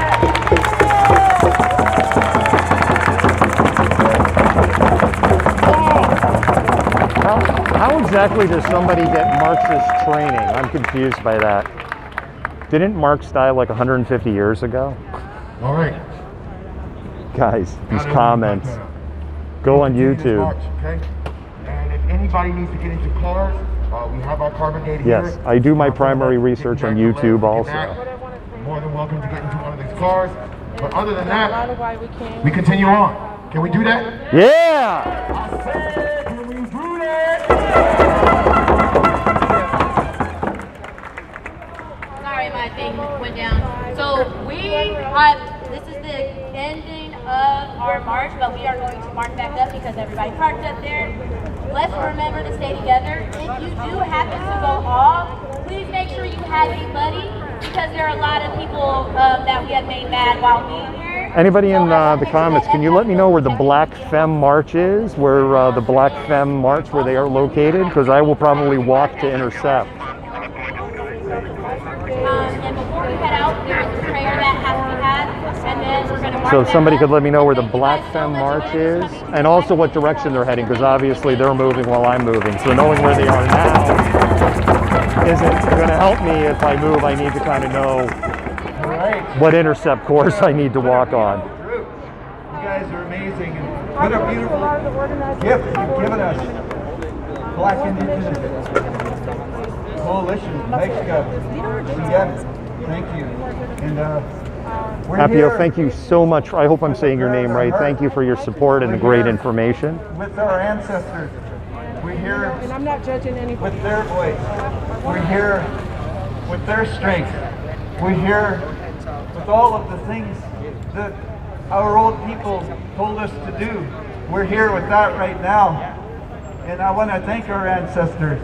I want to thank our elder women for teaching us that I we are also know I've been protectors, streaming for I think we're that about we are 3 hours, 40 protectors minutes. of So life. I know, And what I we're believe talking Facebook about cuts is it at life, 4. right? The other We're channels talking will about keep going. Black lives. So I am We're eyeballing talking the about time, and indigenous I will end it when I think Our I'm close old to 4 people hours. taught us that I'll life restart. is sacred. No matter what life it is, it's sacred. Whether it be a human being. Yeah. You got my info. You got my info. You can find me there. Yeah. We would interact with in a spiritual world that we live in. So I want to thank our ancestors. I want to raise my hands to them for bringing us here today. For bringing us here today in strength. You can thank your ancestors too. You all have beautiful ancestors. Each and every one of you. Because they brought you here. They gave you a gift. They gave you life. They all came from Mother Earth, right? Is that right? Yeah, I didn't see anyone land here yesterday. So, you know, we're family. Each and every one of us, we're family, right? We're related. And we're related whether we like it or not, but some people don't like that. But they need to learn. They need to be educated by the first peoples. One of our elders got up and spoke and he said, you know, I know that you are my brothers. I know that you are my sisters. Because when you cut yourself, do you not bleed red? Do you not bleed red? We are family, we are related. You said maybe you cut yourself and another color comes out. Maybe you're not my relative. So, yeah. Oops. You know, I'm very thankful to our Yayala. In the language here, they would say, Daha Dupschu. Yayala. Can you say that? Daha Dupschu. That means thank you in the language of Chief Siah, the Duk Duaps, the Duwamish people. Daha Dupschu. Yayala. Yayalab is the ancestors. They're underneath our feet right now. In every step we took, they fed us. If we feed them, if we remember them, if we honor them, if we respect them, they'll feed us. Your ancestors will feed you. Never forget your ancestors. From all the way back to when they lived in villages, all the way back when they lived with matriarchal governance. Never forget them. Always remember they brought you here. And if we thank them, we'll be stronger for it. So I'm thankful for this day. I'm thankful for this time. That we could share heart. That we could share spirit. We could share the medicine that the Creator gave us. And change this world. Build a world that our children will be proud of. When they look back at us and they look at this era that we live in, it's an incredible time. What will they say? What will they say? Will they be proud of you? They will be proud of you because you're standing up for what's right. But I know that very soon the children of tomorrow will look at all of the insanity in this world and they will be very disgusted and sad for the ones that didn't stand up, the ones that didn't say this is wrong. Truth. This is wrong and we're going to change it and make it right. We're going to make it right now. We're going to make things well because that's the way our people have lived here. We live here in a world where our Creator is named Dokwiba. Can you say Dokwiba? Dokwiba. Dokwiba translates to the changer. Can you say that in English? You guys all speak English really good. Dokwiba, the changer. Dokwiba, the changer. So our Creator is the changer. And we are children of the changer, right? That's who we know we are. So we have the same ability as Dokwiba, who created all the things that we know in this world that are, by the way, aren't here because of colonialism. They're not here right now, but they should be, every being, because that's the way we left this place when Lewis and Clark landed. So we need to know that we have that strength, we have that ability, we will make this change together as one family, as one family, as one human family. Can you put your fist in the air? Sitting Bull. Can you put up your hands now like this, separate, just your hand? Sitting Bull said, like this. A finger is easily broken. But when you make a fist, yes, that is unbreakable and that is unstoppable. That is who we need to become today. Unstoppable against an enormous degradation of society, an enormous threat to our own existence. Governments that abuse us, governments that hurt us and harm us and take away a future for our children. We need to become one against insanity. What's going on in this world with climate disaster? Black Lives Matter, Indigenous Lives Matter. Our climate systems matter. Every living being matters. Our people were taught that even the water matters. Even the water matters. Even that water matters. We can name them individually and say, yes, that water is people. That water is people. We know because my grandma bent down and touched the water. When she was a little girl, my grandma would bring her to the water in a creek called Quinnis. My mom said she wouldn't just get in the water. Not until my grandma touched the water and spoke to it, Sali, its spirit, and said, we do not come here to disturb you. Siam Thon and Kwa, the sacred cold water, but we only ask that you would strengthen the Sali of our children. And not until she spoke to that water would she let her children get in its body, inside the body of a living being called Kakakwa, Kakakos, sacred water. So remember all the things you heard from these women who bring life through their bodies. Remember all the things that you heard from these people who are leaders for Black Lives Matter. Remember all of the things, the feelings that you have today, because it's going to be our job to share that with the next generation. Share those feelings, share those teachings, share all of those things so we can have a future without police killing us, without a government that has a wish that we would always be at the bottom, that we would be under someone's heel, and then enforce that with the police. Because that's the thing that we're in now, and we're going to change that, right? Yes. We're going to change that, right? Yes. We're going to bring a future for our children that's free of police abuse, right? Yes. That's where we're going for all of our children, black children, indigenous children, brown-skinned children, everybody. So I'm just thankful that we could take this time and think about the old people under our feet here, the Duke to watch. And I want to say a prayer in our language. You know, we're going to do a walk. We got the walk that we're doing for the farm workers on the 8th.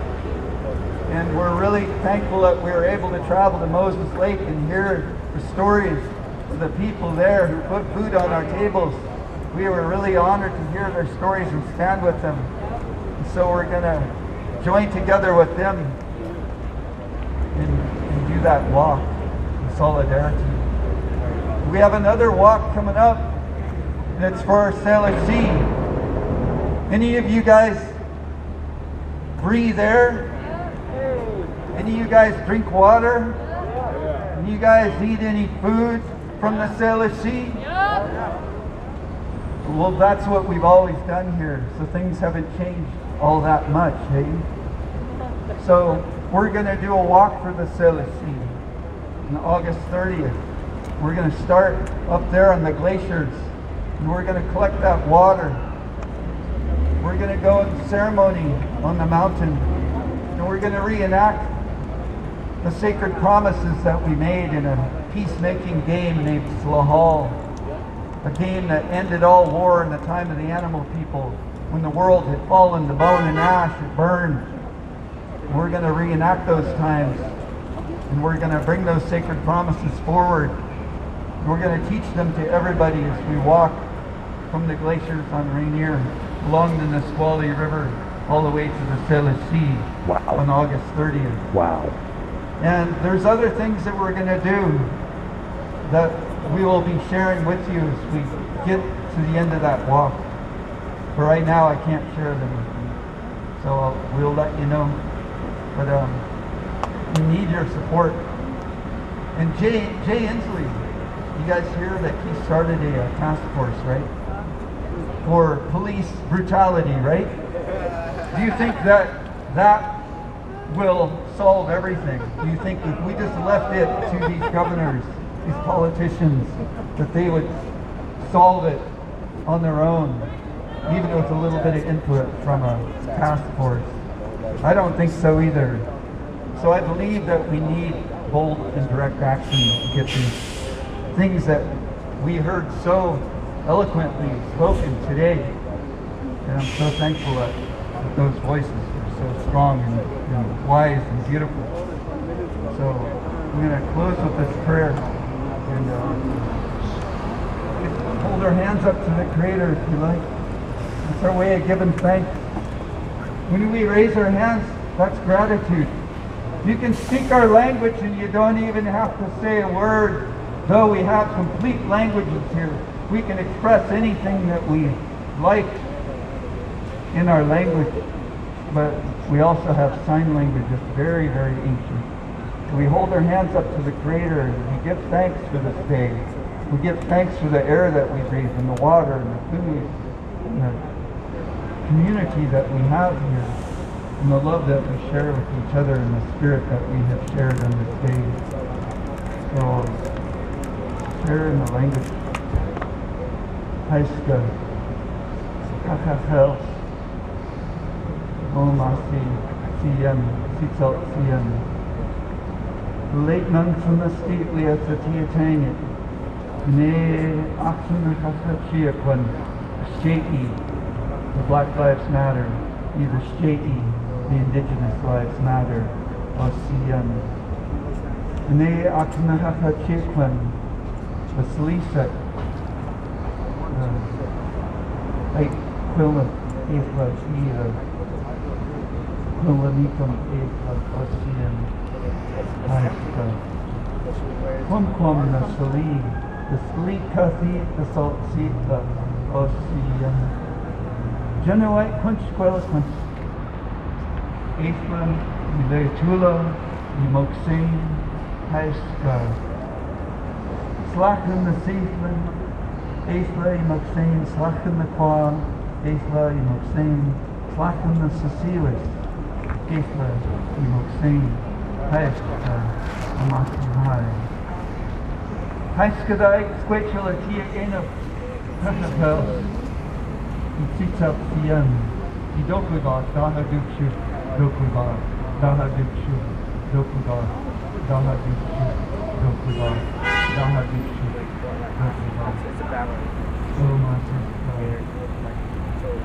Thank you for joining me in that prayer. Beautiful. Absolutely beautiful. I'm the founder of Protectors of the Sail Seas. On Facebook. We've occupied the Olympia State Capitol 3 times. We put our lives on the line against the government to say, stop killing us! Stop killing us! Stop killing us! Stop killing us with your insanity! So we need support. We're standing together as a human family for so many reasons. And I'm thankful for that. Thankful for this day. Ocean, Tomasisto.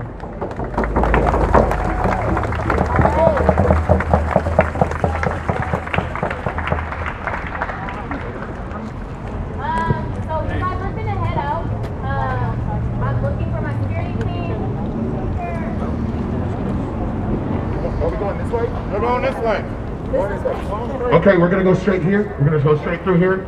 We're gonna keep it rapido. We're gonna go fast. Hey. If you need to be in a car, you can get in one of the cars. We do have it available. You guys to march back with us, but we are just gonna walk straight. So thank you guys all for coming. Like seriously, thank you. Give it up for yourselves.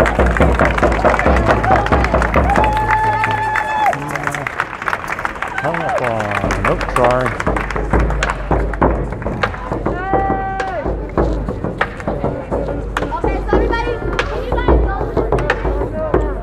Guys, tighten up, let's go.